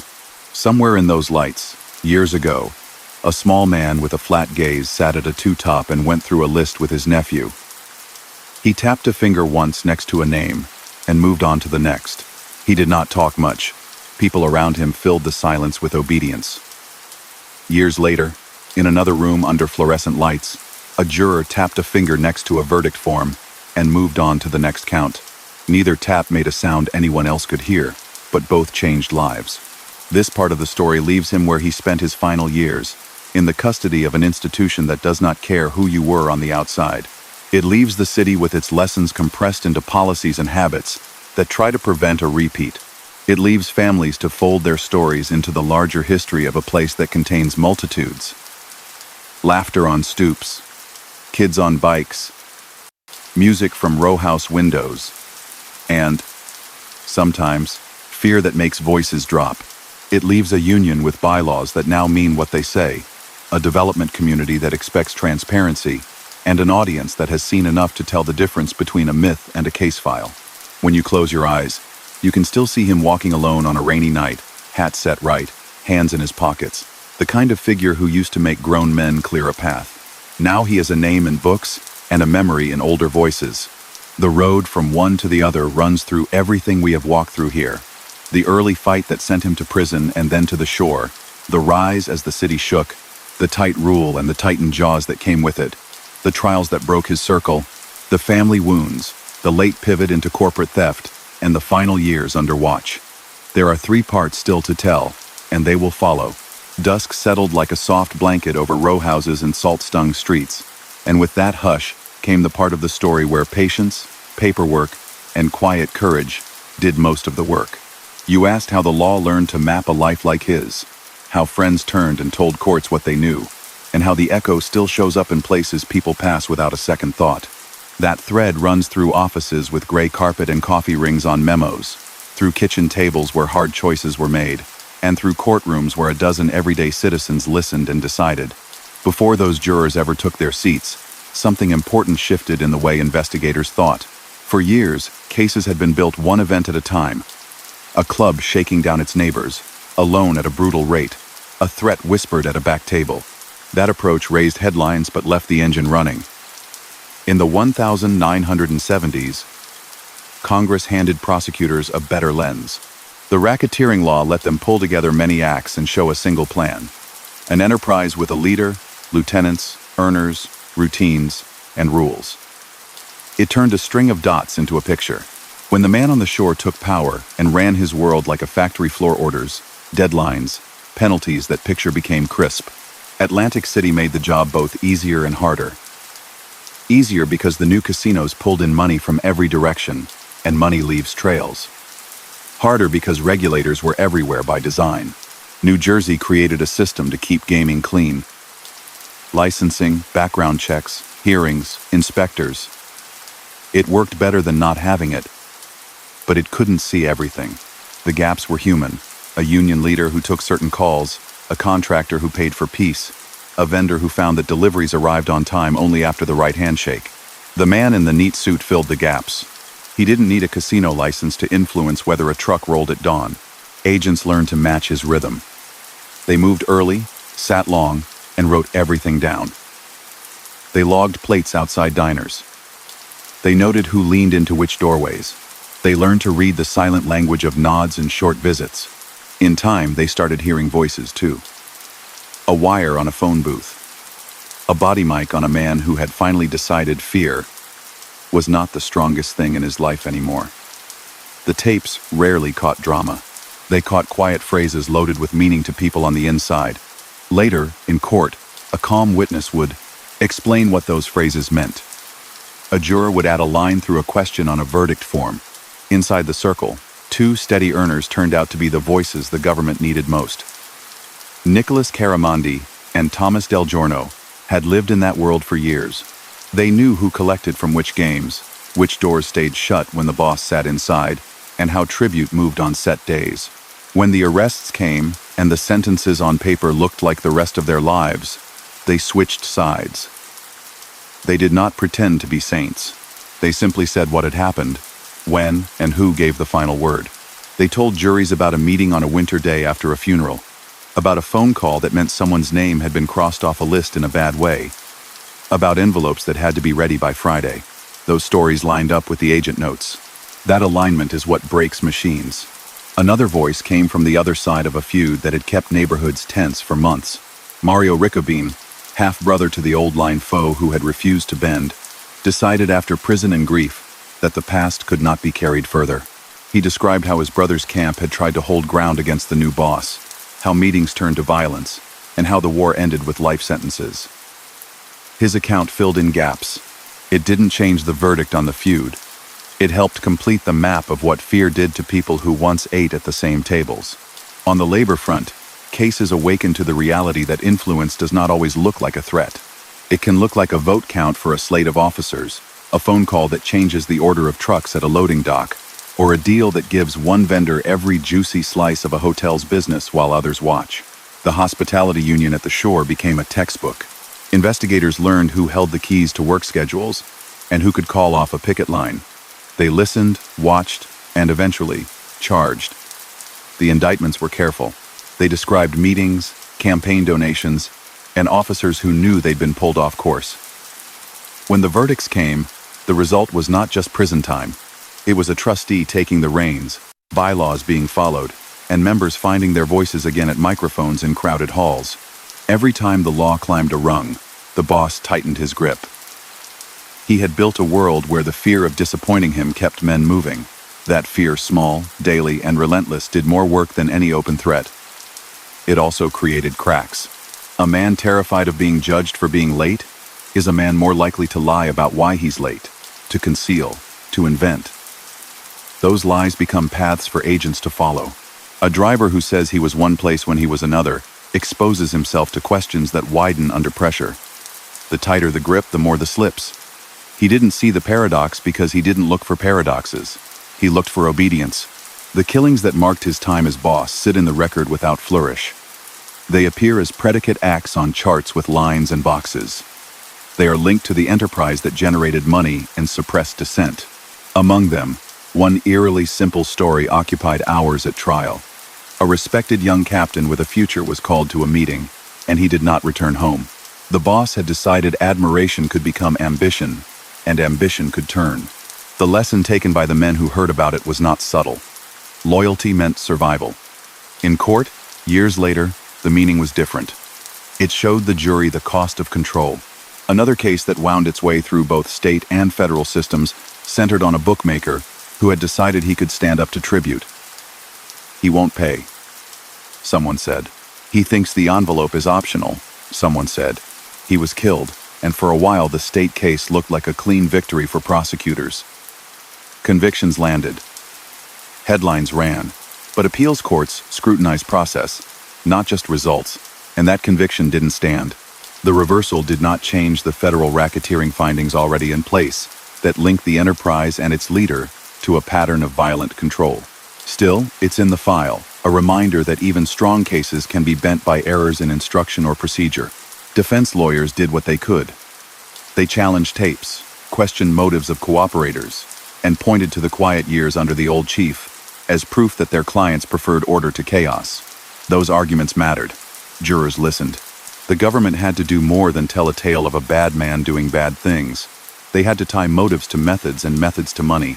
When a witness said he brought a share from a card game to a certain table every Thursday, the prosecutor paired that claim with bank records that showed cash deposits on Friday mornings in the accounts of people whose legitimate salaries never explained the pattern. A case is a puzzle. The picture appears only when every piece fits. One aspect often overlooked in the summary version of this life is how many public workers touched it.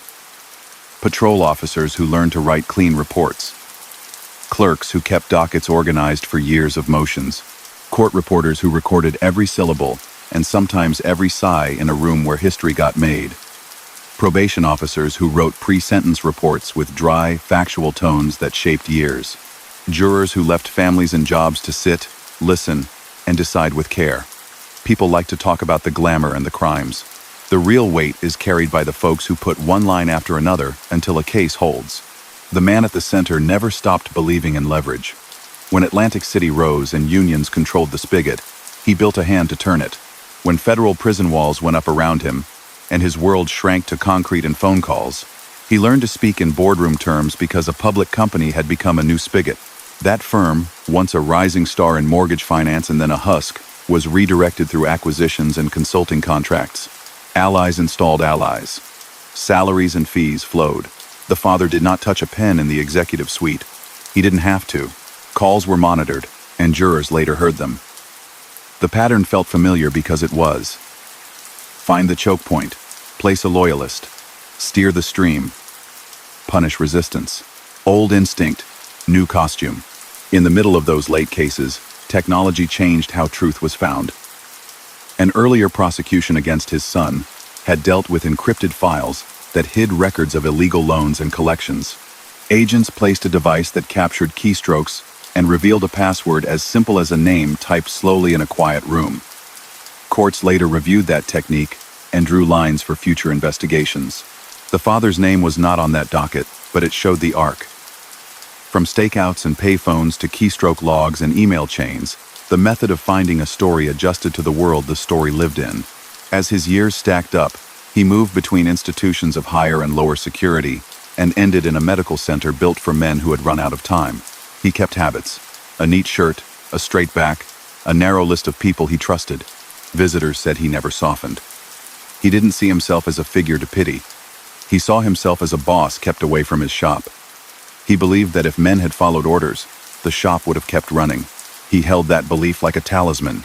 Outside, people lived with the cost of what that shop had made. Families with empty chairs, businesses that had learned to assume a hidden tax, unions that had to be rebuilt from within.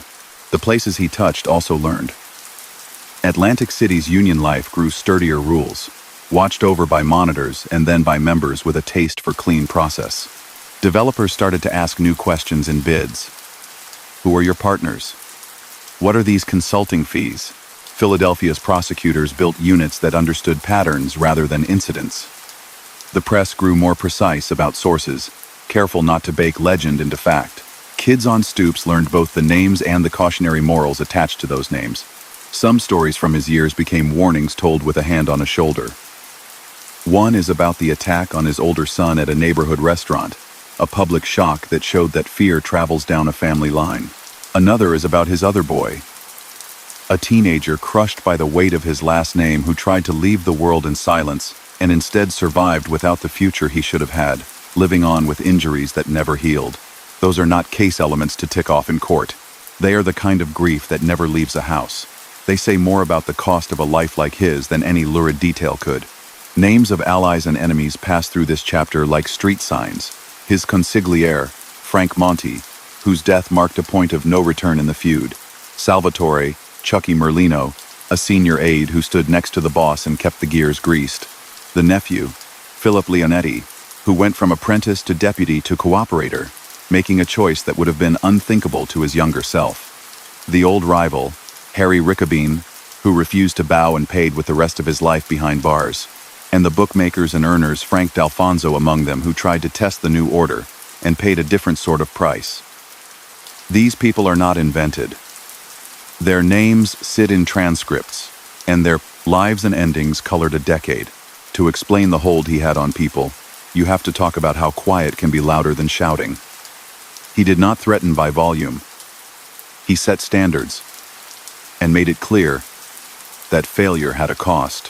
When a man runs a world that way, those under him learn to police themselves. They show up early. They double-check the envelope. They say less than they know. That self-policing breeds a surface calm that makes a city look normal while it is being bent. It also breeds fatigue. People can live under that for a while. When a way out appears an indictment, a choice to cooperate, a chance to join a reform slate in a union, they take it with a speed that surprises outsiders and feels like breathing to the people themselves. The hearings that followed his convictions were careful, not grand. Judges read findings. They described leadership roles, means of control, the use of violence, the reach into labor and commerce, and the planned theft of value from a corporate entity. They tied convictions to sentences with a logic that lives in guidelines and precedent. The numbers 55 years, then 30 more look strange when you think about a human lifespan. In context, they are a statement that the harm done over decades cannot be met with a light hand. Those numbers also signal to others, who might be tempted to try the same, that the cost is not a surprise. It is spelled out in advance.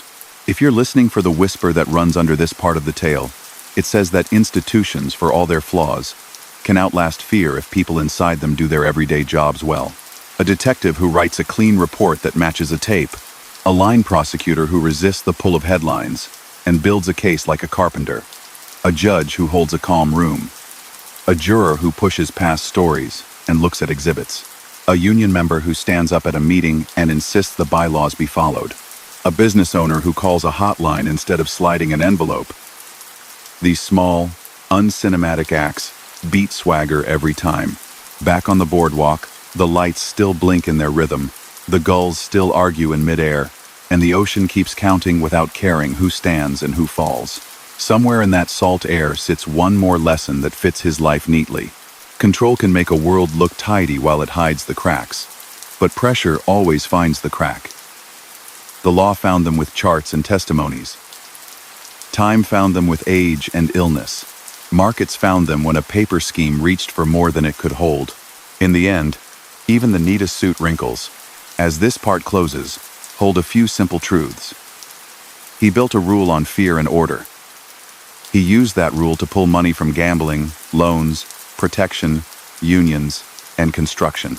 He answered defiance with decisive harm. He took the top job when the city was shaking and kept it by removing rivals and narrowing his circle. He was convicted in 1,988 of racketeering and related crimes, based on a pattern that included multiple killings. A lost appeals. He watched his inner ring crumble, with 2 longtime earners and then his own nephew helping the government explain the machine. He aged in prison. He involved himself in a late corporate fraud tied to a defunct mortgage company, and in 2015 a federal judge added 3 more decades to his time. He died in custody in 2017. The neighborhoods he haunted rebalanced and moved on. The wound marks remain, but so do the fixes. There are 2 parts left, and they will bring this story to a quiet landing. We will linger in the neighborhoods that outlasted him, sift through how people chose differently after years of fear, and walk through the archive, the dry, sturdy papers that will outlive all of us. For tonight, let the tide write and erase its loops in the sand. The ocean is a patient editor. It knows how to pare a life down to what matters and leave the rest to rumor. Night has a way of softening hard outlines. Streetlights float in puddles, windows glow behind curtains, and the city hums like a faraway radio. In that haze, the story turns to what remains when the noise stops. People, habits, records, and the slow work of putting things right. His name once traveled ahead of him, like a chill, through a room. Now it lives in case files, newspaper morgues, and the minds of those who were there. To tell this part is to walk block by block through memory and paper, past places where fear sat at the table, and into rooms where ordinary folks learned to push back. Start on a South Philadelphia block where kids learn to read adults the way adults read weather. They noticed who moved quickly at the sight of a certain car, who lowered their voices at the mention of a certain nickname, who looked down when a small man passed. In those homes, the story of the 1980s is told with practical detail. We ate early and came straight home. We didn't go near that cafe after dark. We kept our heads down when uniforms walked in. No dramatic monologues, just rules that helped people stay clear of trouble floating in the air. The adults knew the larger map. They knew that after the steady years under a boss who disliked noise, a chain of killings opened the door to a new leader from the shore who prized speed, tribute, and the kind of order that made men sit straighter than chairs required. They felt the difference in the space around them. Arguments that once ended with a handshake ended with silence. Pay envelopes went out on time, and missed payments brought consequences that everyone understood without having to say a word. The quiet in the room was not comfort. It was pressure. Around that time, reporters began stitching the daily fog into something the wider public could see. They stood outside courthouses and union halls and wrote down what they saw and heard. They called sources who were careful with words and put together timelines that matched the agent charts in federal offices. When indictments landed, the articles became clearer. When trials ended, the stories resolved into a picture. Gambling, loans, protection money, and a grip on a hospitality union that touched every hotel entrance. Writers who had the patience to sit through all-day testimony became translators for people who had felt the results, but never seen the machine. Inside the machine, men told themselves it would last as long as they kept faith with one person. They studied his face for clues. They checked their watches. They counted the money twice. The discipline worked while interruptions stayed small. Then the law arrived with a different scale. RICO turned scattered acts into a narrative that people in suits could understand. An enterprise that functioned like a business, but broke laws to make profit and protect itself. In that light, a hushed conversation in a booth became a link in a chain of intent. The lives of 2 witnesses traced that turn. Nicholas Caramandi had run games and carried envelopes. Thomas Del Giorno had been a steady earner, who knew the paths money took in and out of clubs and offices. Each faced the kind of sentence that ends birthdays in prison. Each decided to speak. They described the years after the old boss fell, the retribution that followed, the tribute schedules, the on-time expectations, and the way decisions flowed outward from a quiet man at a 2-top table. Their words were matched by tape, paper, and the kind of small details jurors always remember. Which day of the week an envelope arrived. How a call sounded when someone on the line knew he was being measured. Philadelphia's courtrooms in the late 1980s felt almost ritual. High ceilings, wood benches, fluorescent light, murmurs settling into silence as a jury filed in. The effect was deliberate. It said that power comes from rules, not from glances. Prosecutors stepped through charts. Defense attorneys poked holes and challenged motives. Judges gave careful instructions. It is easy to forget how much discipline it takes to sit still and watch lives turn on words. That discipline, multiplied by many ordinary people, put a final shape on a period that had bent so much of the city's daily life. Atlantic City provided a parallel lesson. The casinos brought jobs, tips, and a sense of hope. They also created choke points that could be squeezed, a union that said who worked where and when could act like a gate. Under the influence of the boss from the shore, that gate opened and closed according to telephone calls that did not include rank-and-file members. When the government showed how those calls connected to favors, threats, and money that didn't look like regular dues, the remedy reached beyond fines. The local went under supervision. Officers were replaced. Audits were not just numbers. They were a way to say to dishwashers, servers, bartenders, and housekeepers that the union was theirs again. The feud with the old line figure who refused to yield still echoes because it drew a line through neighborhoods. Brothers found themselves on opposite sides of a problem that started as pride and turned into a season of funerals. The death of the consigliere, Frank Monti, shocked the new regime and hardened its methods. The conviction that followed for Harry Riccobene drew a curtain on that war and sent a warning. The era of settling such fights without the law was gone. People remember that period not for lurid details but for how they lived walking fast, speaking low, sleeping light. The fate of the young captain Salvatore Testa remains the moral center of many tellings. He was competent, respected, and loyal. But his profile alarmed a leader who believed admiration could sprout challenge. The order that ended his life is one of the acts that prosecutors pointed to in explaining the enterprise's logic to jurors: control at all costs, even when the cost was the loss of someone who might have steadied the future. That choice deepened fear and narrowed the circle to men who obeyed without drawing respect from anyone else. The short-term order it bought carried a long-term bill. Even in prison, the method stayed the same. Years later, when a shell of a mortgage company became a vehicle for theft dressed as corporate strategy, the voice that had run a tight street operation spoke again on monitored phones. Allies bought small firms at inflated prices, billed for consulting that produced little or nothing, installed security that looked more like muscle than discretion, and paid themselves well. The father's role, as described in court, was familiar. He advised, approved, and expected results. The language had changed from tribute to fees, from crews to executives. The intent had not. Jurors saw that, and a judge added 30 years to a sentence that already stretched beyond an ordinary life. The human cost inside his immediate family is hard to say out loud. His older son sat down to dinner on a holiday night in 1989 and left in an ambulance, the city buzzing with the meaning of a public attack that broke the old rule about keeping conflict out of places where families gather. Another son, a teenager who could not carry the weight of his last name, tried to leave the world quietly. He survived, but with injuries that would last the rest of his life. Those events are part of why people still feel the era's chill. They show how fear refuses to stay in one lane. It spills. His nephew, who had once been the most trusted aide, chose a different path after his own conviction. He spoke to prosecutors, testified in multiple cases, entered witness protection, and later told his story in a book that described the years of service, the turn toward cooperation, and the strange life of moving from one motel to another with a new name. Readers saw not only the methods of the old regime, but the cost of living afraid for so long. The book and the transcripts form a pair. One in plain language for the general reader, one in legal language for the record. Together they lock in the truth.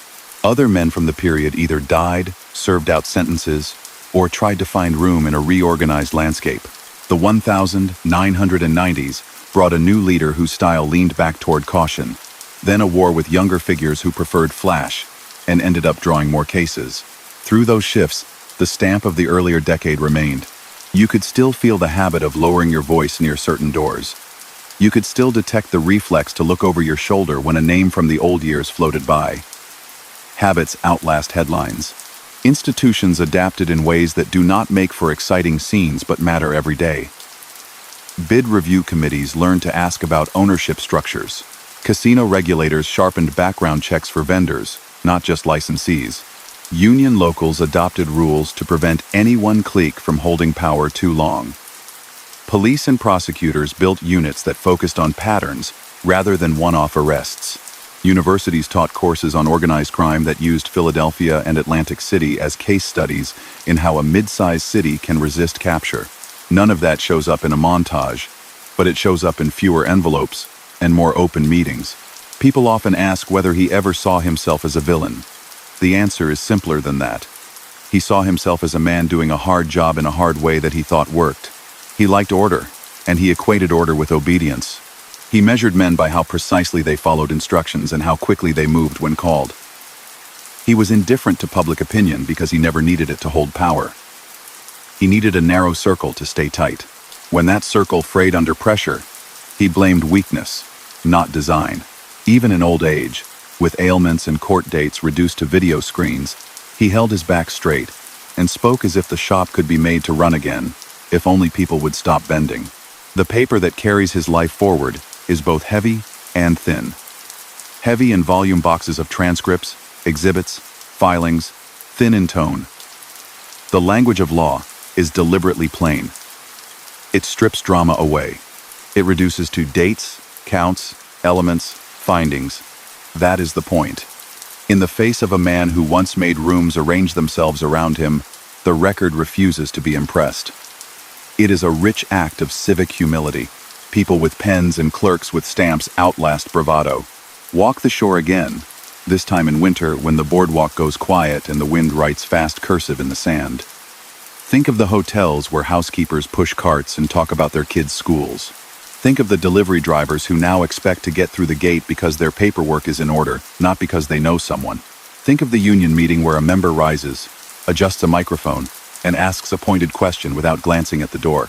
This is what reform looks like. Small actions enlarged by repetition until they change the room. In South Philadelphia, the cafes serve coffee to men who remember and to young people who do not. The talk blends past and present. Someone will mention a name and then add, "You don't need to worry about that now."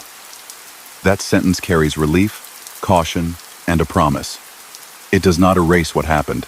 It says the world moved forward in the quiet way that keeps people safe, through rules, patience, and the refusal to make fear the loudest voice in the room. As for the man, his final years were measured by institutional routine.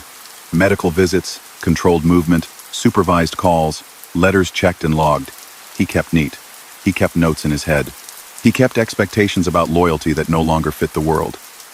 When he died in federal custody in 2017, the notice was brief and factual. Reporters wrote short, firm paragraphs that linked a childhood in Brooklyn and South Philadelphia to an empire built on loans, gambling, extortion, union manipulation, and a late-life scheme that treated a public company like a private till. The last line always read the same. He died of natural causes at 87. The meaning of his life is not a puzzle. It is a set of trade-offs that fell, over and over, on people who had no say in them. When you peel away legend, you see the practical truth. Fear buys fast results and long trouble. Order imposed from above looks neat and ends brittle. Money taken under the table spends like any other dollar and leaves a stain that spreads. The system learned, slowly, and then all at once, to answer those facts with its own plain truths. Patterns can be shown, juries can follow them, unions can be reclaimed, and cities can outlast men who mistake compliance for respect. We are nearly at the end. One part remains. It will bring the story down to a whisper. A walk through the archives, a few more voices from kitchens and courtrooms, and a last look at the boardwalk where a small man once walked as if the night would stay his. The tide will be there too. Still working, still patient, still erasing, and revealing in turn. Close your eyes and let that sound carry you. Tomorrow we'll finish, and the finish will be both quiet and clear, the way a long day ends when you've put everything back in its place. Morning opens with a pale light over the river and the shore, and you can hear the city breathing again after years of holding itself tight. This last stretch walks through what is left behind when a life like his has run its course. Papers that do not age, people who did, and habits that either hardened or broke. It ends where it began, by the water, with footsteps that once ruled a room and now are only memory. The archive is not a single place. It lives in drawers, boxes, and digital vaults. Inside are arrest sheets from the 1950s and 1960s, listing a young man's height, weight, and a face that looks older than the year printed at the top.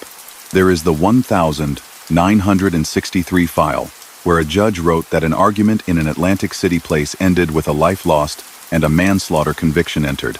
There's the parole paperwork that followed, and the note in a boss's ledger that sent him to the shore to cool off. There are union meeting minutes that look dull, until you match names on the attendance line to names in indictments a decade later. There are photographs of ribbon cuttings at hotels that shone bright while behind the glass, calls set schedules and smooth deliveries for a price. Polished pictures sit beside grainy surveillance shots of men stepping out of cars near a narrow door, and both tell the same story, the public and the private sharing a frame. Another box holds transcripts from the courtroom where Rico stopped being an idea and became a tool that fit this city. Pages from the late 1980s repeat the same rhythm. Counsel announces a witness, a judge swears him in, questions step through years, and answers bring a world into focus. An earner speaks of Thursday envelopes. A collector explains quiet warnings. A union officer describes phone calls that changed who worked where. A nephew, years later, fills in how decisions were made at a small table with a plate of pasta going cold while names got crossed off lists. The tone never rises. It doesn't need to. When the pattern is clear, calm voices carry the most weight. There are tapes to match those pages. Agents labeled them carefully. Date, time, location, the number dialed, the line tapped. They capture code phrases and careful pauses. One person says, "We're good for Friday," and someone else replies, "Make sure the thing is right." And everyone in that room knows that thing means money. A later tape captures a far different conversation. A prison phone where an older voice speaks in a corporate dialect about directors, consultants, and security, while a public company's treasury drains away in slow motion. That echo between eras ties the story together more tightly than any flourish could. Pull a folder with news clippings, and you feel a city learning in real time. An early piece covers a stabbing case, and a sentence served. A later front page announces casino gambling and a wave of hope. Then come stories about labor locals, quiet figures behind them, and contractors who complain privately about delays that end after a meeting in a back office. The Bruno killing in 1980 takes up inches of type, then the porch bomb that follows, then a headline that says the man from the shore has been recognized as boss. Articles about a feud split print between names and addresses where people once stood talking and then learned to walk by. The big racketeering case is a weeks-long drumbeat, and its verdict is one word in bold, followed by a number that looks like an empty highway. 55 years. Years later, a different section covers a corporate case with the air of business gone bad and the same surname at the center. Each piece is a snapshot. Together, they become a panorama. All of that paper and tape is only half the record. The rest lives in houses, cafes, and unions that breathe different air once the pressure lifted. A retired longshoreman tells his granddaughter how people timed grocery runs in the early 1980s to avoid a corner where quiet men like to sit. A bartender in a shore hotel remembers a period when schedules were posted late, and a phone call could change them in a snap until the day a trustee arrived and meetings took on a cleaner tone. A baker laughs that his shop fed half the neighborhood, including men who didn't smile much, then pauses and adds that everything felt lighter after the trials. Memory bends toward relief when trouble ends. The old names still carry power when spoken in certain rooms, though the power is different now. It's not fear, it's a cautionary hush, a way of saying, don't let that happen again. New leaders in unions quote bylaws like prayers. City boards ask for disclosures before approvals. Casino regulators interview not just owners but vendors, subcontractors, and the people behind the people behind the people. These changes don't make noise. They make friction in the right places, the kind that stops easy, slides into the old shortcuts. There is a classroom angle too. Students sit in lecture halls at local colleges to study organized crime, not as a glossy subject, but as municipal history. Professors assign judicial opinions in the 1988 case, then ask how those rulings influenced prosecutions in other cities. They invite former investigators to talk about how to chart relationships and build cases that show more than a single bad night. One week, a guest who grew up near 9th Street describes the emotional weather of those years. Another week, a former union member explains why voting in local elections for officers matters just as much as voting for mayor. It is a way to turn a hard story into civic instruction. The families most affected drift in and out of public view. Some moved away from old blocks because small talk felt too heavy. Others stayed, made peace with memory, and found new rhythms. People who worked for the man built quieter lives after they returned home from long terms or left the life entirely through cooperation, relocation, and new names. Those who lost loved ones to that era's violence carry scars that do not show in newsprint. They bond at memorials, in church halls, and at kitchen islands. They never needed details to understand what was taken from them. They needed the long, unglamorous work of reform to keep others from standing where they once stood. As for the man himself, the late chapters are recorded in the dry style of federal forms. Inmate numbers, transfers between facilities, medical visits, hearings conducted by video conference. A case out of Camden that adds 30 years to sentences already being served in connection with a company once called First Plus. A death notice from the Bureau of Prisons that lists a date in January 2017 and a place in North Carolina. Cause of death: natural. The clinical nature of it all is fitting. It erases the myth of control he curated in life and replaces it with the same institutional order he once scorned. There are questions people often ask at the end of a story like this. Could the city have avoided the worst years? Perhaps if the old chief had not been killed, peace might have lasted longer. But markets and human frailty always test calm. Could the man from the shore have chosen a different way? He never believed there was another way. That belief is the hinge on which his life swings. Could the law have acted sooner? It moved as quickly as its tools allowed, then got better. The real lesson is not in hypotheticals. It sits in the steady improvement of the systems that outlast any one person. You can measure that improvement in small, telling examples. A developer once expected to budget an undefined line item to buy peace on a site. Now he expects to show proof of compliance, to answer questions about subcontractors, and to get calls from auditors instead of from consultants. A union member once suspected that officer elections were staged and skipped meetings. Now she takes the microphone and asks about finances that are posted online in advance. A juror once doubted he could understand a complex case. Now he is handed charts that make sense of years of conduct, listens to witnesses with first-hand knowledge, and votes without pride or fear for the truth as he sees it. The nephew who once sat at the boss's right hand and later took an oath in a courtroom remains one of the clearest windows into that world. In his testimony and in later writings, he explains the method without adornment. Lists kept current, disputes settled quickly, money pushed upward, loyalty enthroned above judgment. He also explains the corrosion that method produced. Remove men who command respect, and you get a hollow organization that obeys but cannot endure.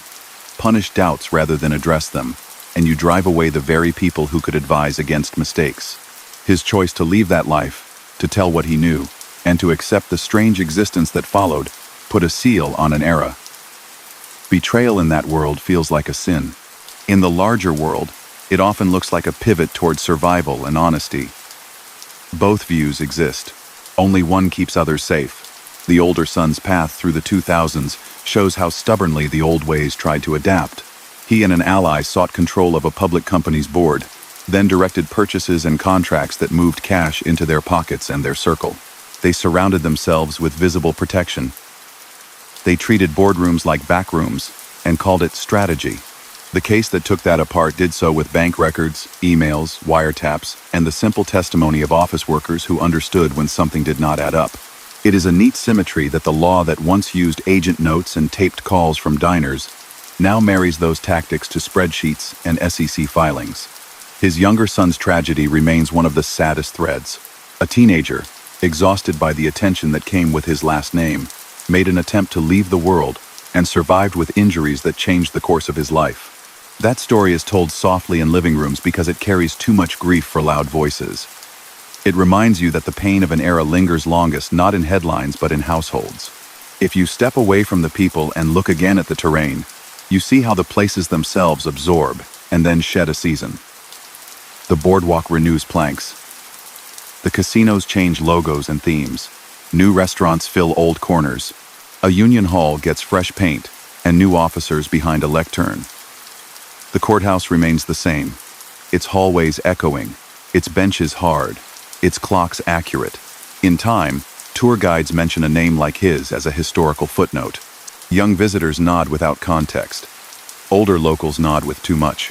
There's something quiet to be said for the technology that preserves all this. The tapes digitized, the microfilm turned into searchable files, the photographs scanned and labeled, the decisions uploaded to public databases where students, reporters, and anyone with a steady interest can read. That persistence is civic memory. It means you don't have to rely on rumor. You can go to the source and check the claim. You can see that he was, in fact, convicted of manslaughter in 1963. You can see his 1988 racketeering conviction and the counts that stood behind it. You can see the later judgment adding 30 years for the First Plus scheme. You can read the appellate rulings that reversed the D'Alfonso conviction and the reasoning that did it. You can watch memory and law hold hands across decades. What do we hold at the end? A man who prized order and built it out of fear. A city that felt smaller under his gaze and then larger when that gaze no longer mattered. A shore town that learned to defend its labor and its commerce. A set of institutions that now know how to see patterns and answer them. Families with holes in them and others that healed. A record that will not vanish. That is enough to carry. Return to where we began. A winter night, a boardwalk, a small figure moving like a blade through fog. He believed that if he kept his suit neat, his rules tight, and his people afraid to fail, he could hold the tide back. He did, for a while, in a narrow strip of city and shore. The tide receded when courts, juries, and citizens did their work. The ocean never noticed. It kept speaking in its regular voice, the one that sands down pride and polishes what is left into something plain and durable. Let the last picture be simple. A quiet room with a lamp on low, a table with 2 cups, one empty, one cooling. Files stacked, old and new. Outside, a gull calling. Somewhere, a judge finishing an opinion that ends with the words, "It is so ordered." Somewhere else, a union member folding a ballot and sliding it into a box. Down the street, a kid pedaling a bike around a corner that once made people nervous. On the shore, a breeze that smells like salt and stone. This is how a loud story ends, with ordinary acts resuming their place. He is gone. The record remains. The lesson is clear. Fear can silence a room, but it cannot outlast a system that refuses to be impressed by it. If you ever find yourself walking where he once walked, look up at the lights, listen to the surf, and remember that, then keep going. The path belongs to everyone again,